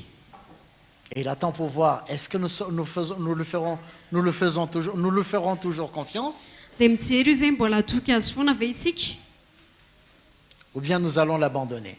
sa andao azy isika. Je vais terminer en donnant un dernier exemple. Amarana amin'ny ohatra farany anareo. Nous connaissons tous l'histoire du peuple d'Israël. Fantatsika tsara ny tantaran'ny vahoakan'i Israely. Ils sont venus en Égypte. Tonga tao Egypte izy ireo a. Ils ont habité à Gozen ou Goshen. Mipetraka tao Goseny izy a. Goshen, c'est la partie qui était la plus proche du Nil. Ary Gosena dia ilay toerana izay akaikin'ny renirano Nil. Donc c'était une partie très fertile. Ary io toerana io zany dia tena toerana mahavokatra. Ça produisait beaucoup. Ary mamokatra be dia be. Et ils se sont enrichis. Dia ny ananakarena izy ireo. Mais après la mort de Joseph, Fa rehefa maty Josefa, parce que c'est par Joseph qu'ils sont tous venus en Égypte. satria tamin'ny alalan'i Josefa nahatongavan'izy ireo tany Egypte. Le nouveau pharaon, Ny farao vaovao na mpanjaka vaovao tao Egypte il a maltraité les enfants d'Israël. dia nanao tsintsinan'ireo vahoakan'Israely ireo. Les enfants d'Israël qui vivaient dans l'abondance. Ny zanak'Israely izay nitoetra tao anatina fananana be dia be. En vivant dans l'abondance à Goshen, Rehefa tao anaty fahampiana be izy ireo tao Gosena ils ont oublié Dieu. dia adino izy ireo Andriamanitra. Et le résultat de cela, Dia nivokatra izay ils sont devenus esclaves. dia lasa tonga andevo izy. Après plusieurs années d'esclavage, Ary taona maromaro tao aorianan'ny fanodevozana azy ireo ils se sont rappelés de Dieu. dia tadidin'izy ireo Ils ont Andriamanitra. cherché Dieu. Ary nitady Ils an'Andriamanitra ont izy invoqué le Seigneur. dia niantso an'Andriamanitra izy. Vous voyez que parfois le manquement, ça joue un rôle très important. Tanareo indraindray tsy fahampiana dia tena mila toerana ngeza be eo amintsika Parce que ça nous amène à chercher Dieu. satria mitondra antsika hitady an'Andriamanitra Le izany. confort, bien souvent, Indraindray ny fahampinana ny fiadanana c'est un piège dia fandrika qui nous éloigne du Seigneur. izay manalavitra antsika amin'ny tompo. Je ne suis pas en train de dire que c'est un péché d'avoir le confort matériel. Je ne suis pas en train de dire ça. Za kory tsy miteny hoe fahotana ny manana fahampinara materialy Il ne faut pas dire ce que je n'ai pas dit. aza milaza zay tsy nolazaiko Mais ce que je dis, que c'est un piège. fa ny zavatra lazaiko dia hoe fandrika Et ilay si izy. nous ne demeurons pas fermes dans ce combat de la foi, Dia raha tsy mijoro tsara isika mitoetra tsara ao anatin'ny ady tsara nous ny tombons finoana facilement dans ce piège dia mora lavo isika ao anatin'izany fandrika et nous izany cherchons des versets bibliques dia hitady andinitsoratra pour masina dire isika que le Seigneur nous bénit, mba ilazantsika hoe ny tompo dia mitahantsika. ce qui peut-être est vrai. Mety hoe marina izay Mais le problème, fa ny olana c'est que si on ne tient pas garde, hoe raha tsy mitandrina isika, si on ne tient pas ferme dans cette foi, raha tsy mijoro ao anatin'izany finoana izany on commence à chercher des versets bibliques, dia lasa hitady andinitsoratra à les masina sortir de isika leur contexte ary amoaka an'izany et à chercher davantage à s'enrichir. dia lasa hitady isika Et anakarena. c'est ce que Paul a dit à Timothée. Dia izay no lazain'i Paoly tamin'ny Timoty Ceux qui cherchent à s'enrichir hoe izay ta anakarena tombent dans un piège. dia latsaka ao anaty fandrika izy. Ce n'est pas un péché d'avoir des biens matériels. Tsy fahotana ny manana zavatra Si ara-materialy. le Seigneur nous bénit financièrement, Raha ohatra ny tompo mitahantsika ara-bola ou s'il nous bénit matériellement, na mitatsika izy amin'ny ara materialy Gloire au Seigneur. dia voninahitra ho an'ny tompo Mais gardons notre cœur simple et humble. fa ndao itsika hiazona fotsika ho tsotra sy anetry teny Que nous n'attachons pas notre cœur à ces choses matérielles ni à ces finances. dia ndao itsika tsy ampifamatotra ny fotsika amin'ireo zavatra ara materialy ireo na io ara-boly io Mais que nous mettons tout fa ho avotsika ny zavatra rehetra entre les mains du Seigneur. eo an-tanan'ny tompo Nous et nos biens, itsika sy izay ananantsika nous fananantsika appartenons tous au Seigneur. dia any tompo isika Amen. amen Frères et sœurs, raha lasanabavy a nous avons un combat. manana ady isika Et ce combat, c'est un combat de tous les jours. dia io ady io a dia ady isan'andro Le combat n'est pas à l'extérieur, ary ny ady dia tsy any ivelany mais il est en nous. fa ao anatintsika Notre ennemi n'est pas à l'extérieur, ny fahavalontsika dia tsy any ivelany mais c'est nous-mêmes. fa isika ihany Notre chair, nofotsika notre convoitise, ny notre fitsiriritantsika volonté, ny sitrapontsika notre ego, maizy atsika notre orgueil. ny avinavitsika C'est à ça qu'il faut combattre dia zay ny tokony aditsika tous les jours. isan'andro Tous les jours, ary isan'andro tout cela cherche à remonter à la surface. dia te hivoaka foana zany zavatra rehetrarehetra zany Et tous les jours, fa isan'andro a nous avons besoin de mourir. dia mila maty isika De mourir à nous-mêmes, maty ny amin'ny tenatsika à renoncer à nous-mêmes andany tenatsika et à nous charger de notre croix. sy tondra ny azo fijalitsika C'est cela la croix que nous avons emportée chaque jour. ary zay a ny azo fijaliana zay tokony ho entsika De isan'andro garder cette foi. hiazona an'izany finoana izany Oui, un tout dernier passage. Dans misy andalana farany a, Apocalypse chapitre 3. ao amin'ny apokalipsy toko fatelo Apocalypse chapitre 3. Le Seigneur parlait à l'église de Philadelphie. miresaka amin'ny fiangonan'ny filadelfia ny tompo Chapitre 3, on va lire à partir du verset 8. fakitsika manomboka amin'ny andiny fahavalo Je connais tes œuvres.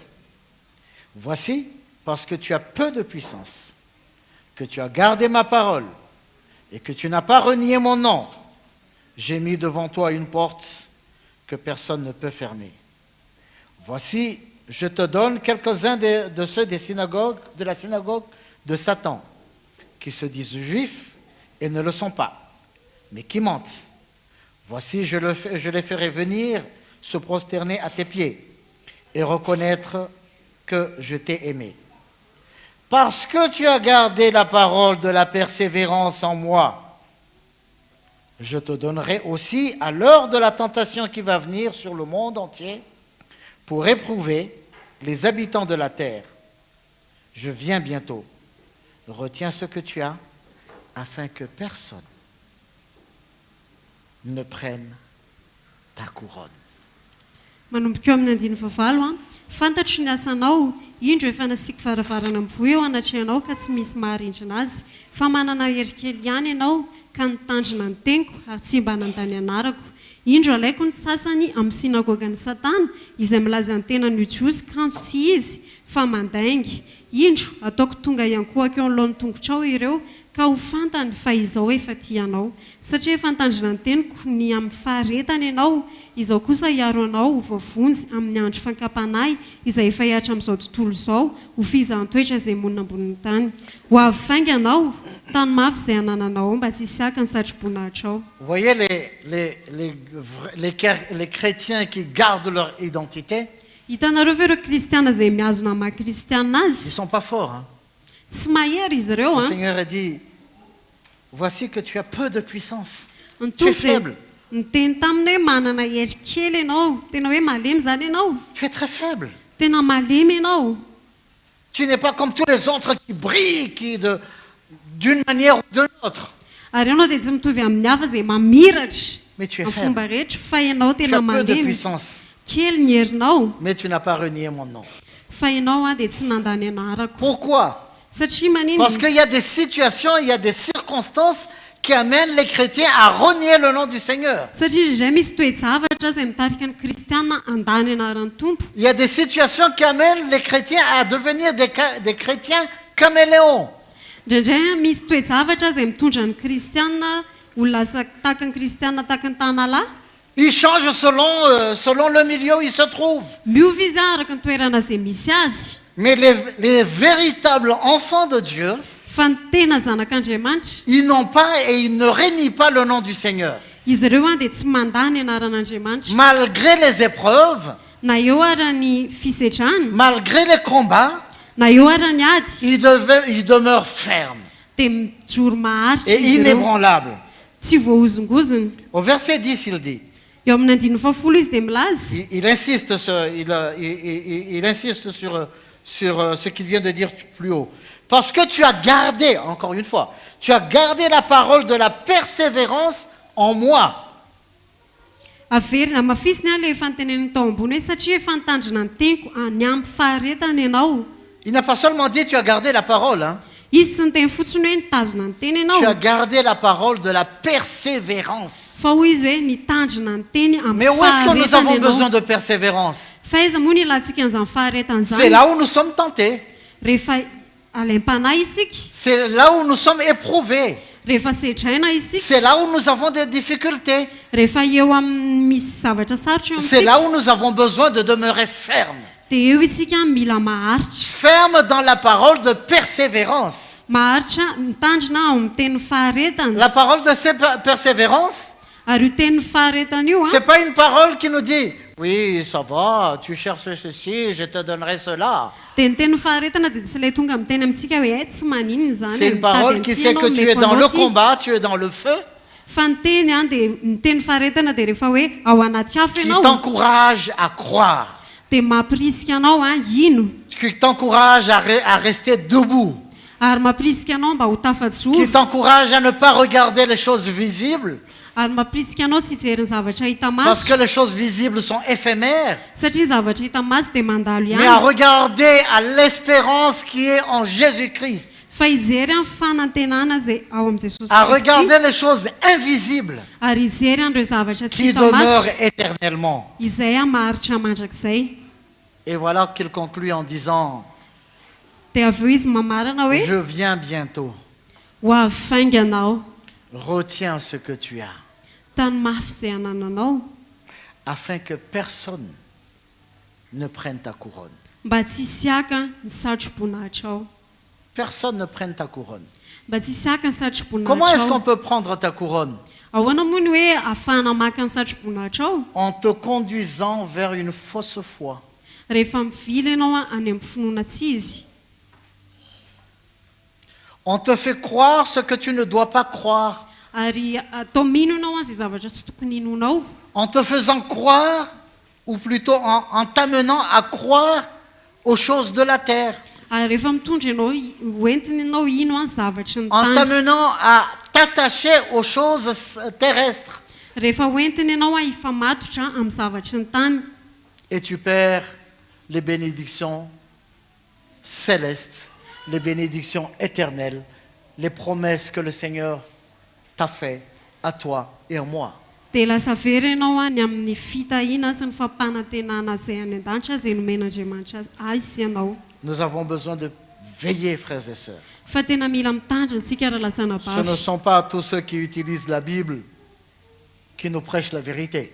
Tsy hoe ireo izay mampiasa baiboly akory dia mitoro ny fahamarinana zany. Ce ne sont pas tous ceux qui prennent des versets bibliques qui nous conduisent vers les choses d'en haut. Ary tsy ireo izay mamaky andinin-tsoratra masina rehetra akory dia misarika antsika ho any amin'ny zavatra any ambony. Nous avons besoin d'éprouver tous les esprits.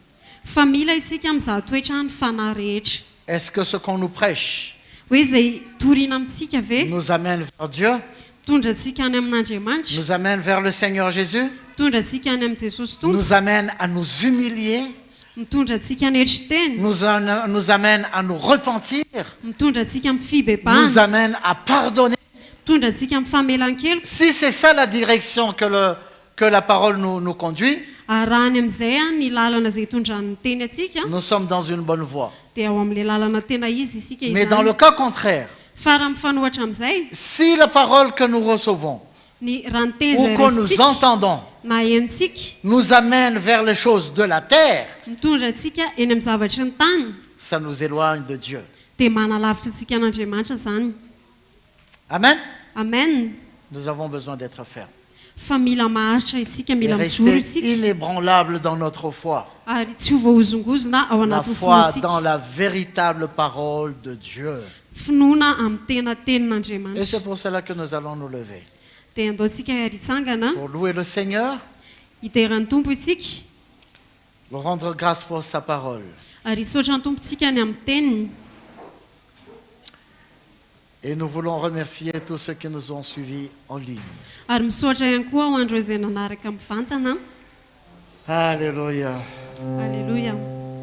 Oh, Seigneur.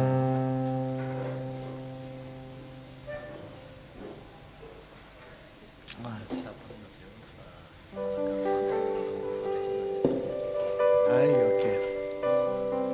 Très bien. Alléluia.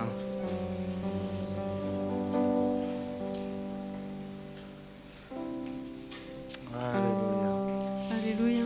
Merci Jésus. Misaotra Jesosy.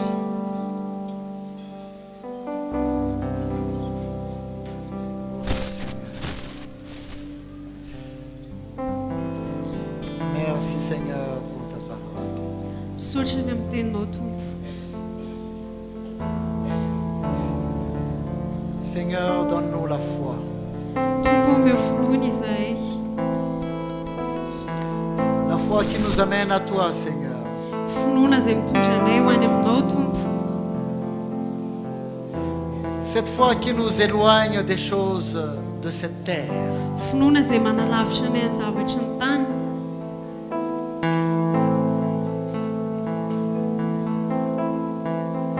Cette foi qui nous amène à renoncer à nous-mêmes Finoana izay mitondra anay handany tenanay et à nous charger de notre croix. sy hitondra ny azo fijalianay.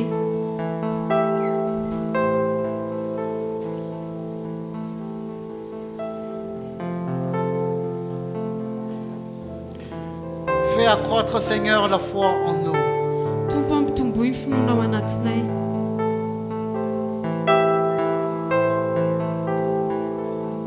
Oh, alléluia.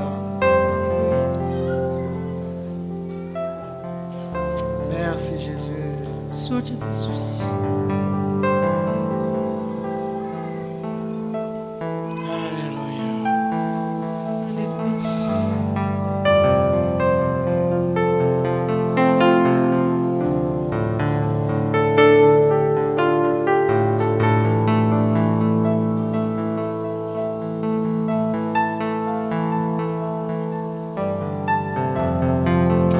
Seigneur, nous voulons te dire merci. Tompo dia hisaotra anao izahay. Merci de ce que tu ouvres les yeux de notre cœur. Misaotra satria manokatra ny mason'ny fonay ianao.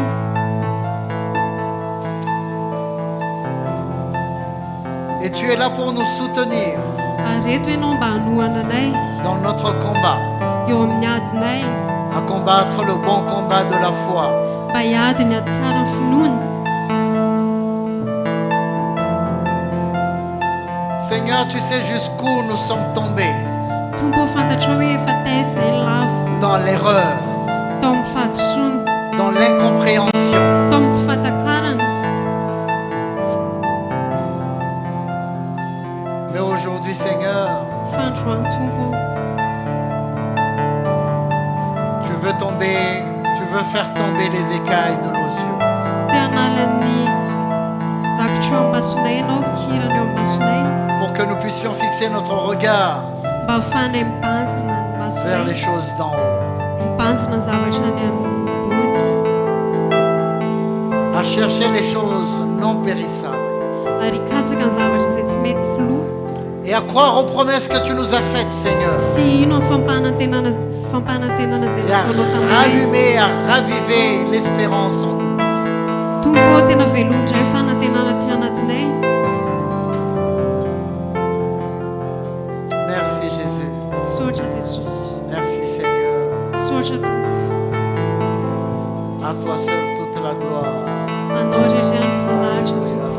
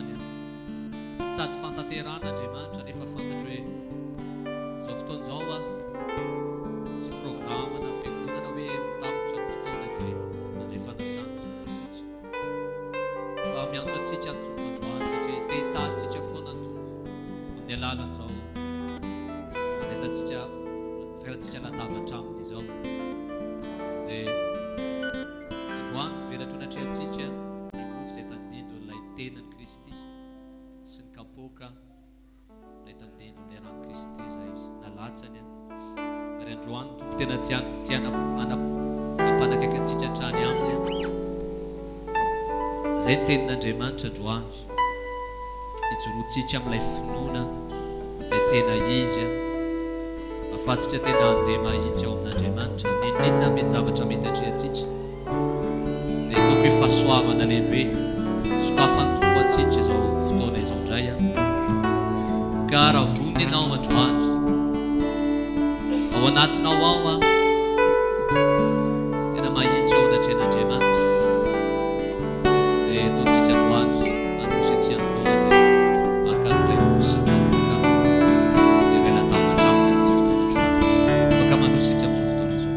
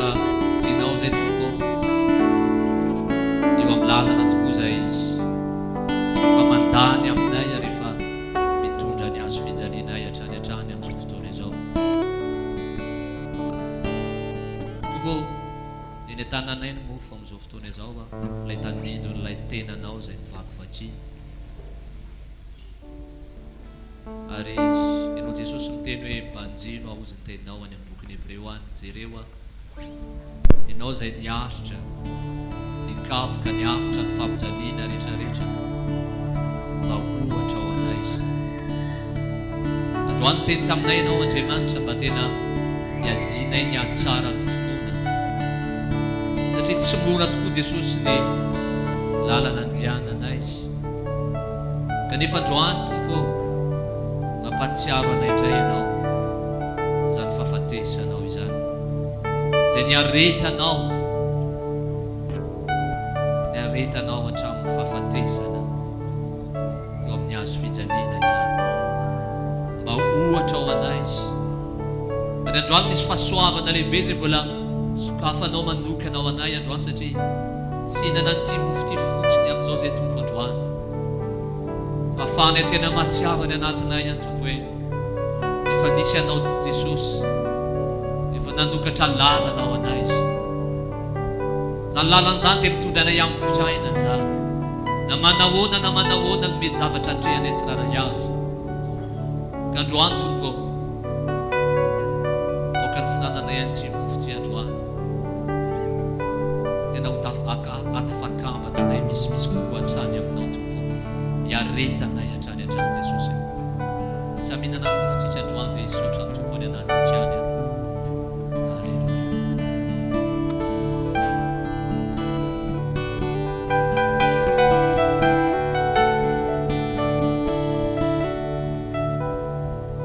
raha eo makasitraka anao ny amin'ny kapoka ity izay tanidinon'ilay ranao izay nalatsaka ao fanadiovana anay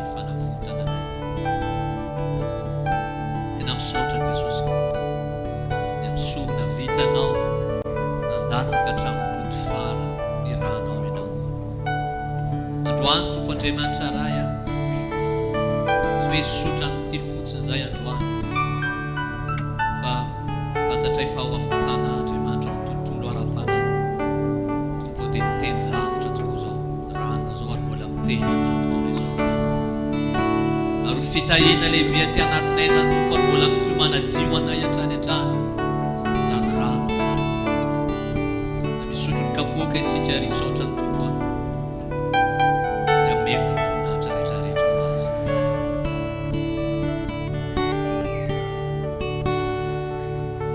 Alleluia. Misaotra tompo mankasitraka feno anao izay. Misaotra ny amin'ny fahasoavana lehibe izay mbola omenao anay afaka nanompo anao teto amin'ity toerana ity izay Jesosy. Anao rery ihany ny voninahitra, anao rery ihany ny tena mandrak'izay fankasitrahana mandrak'izay amin'ny anaran'i Jesosy. Alleluia. Amen. Amen. Samy aspirantsika.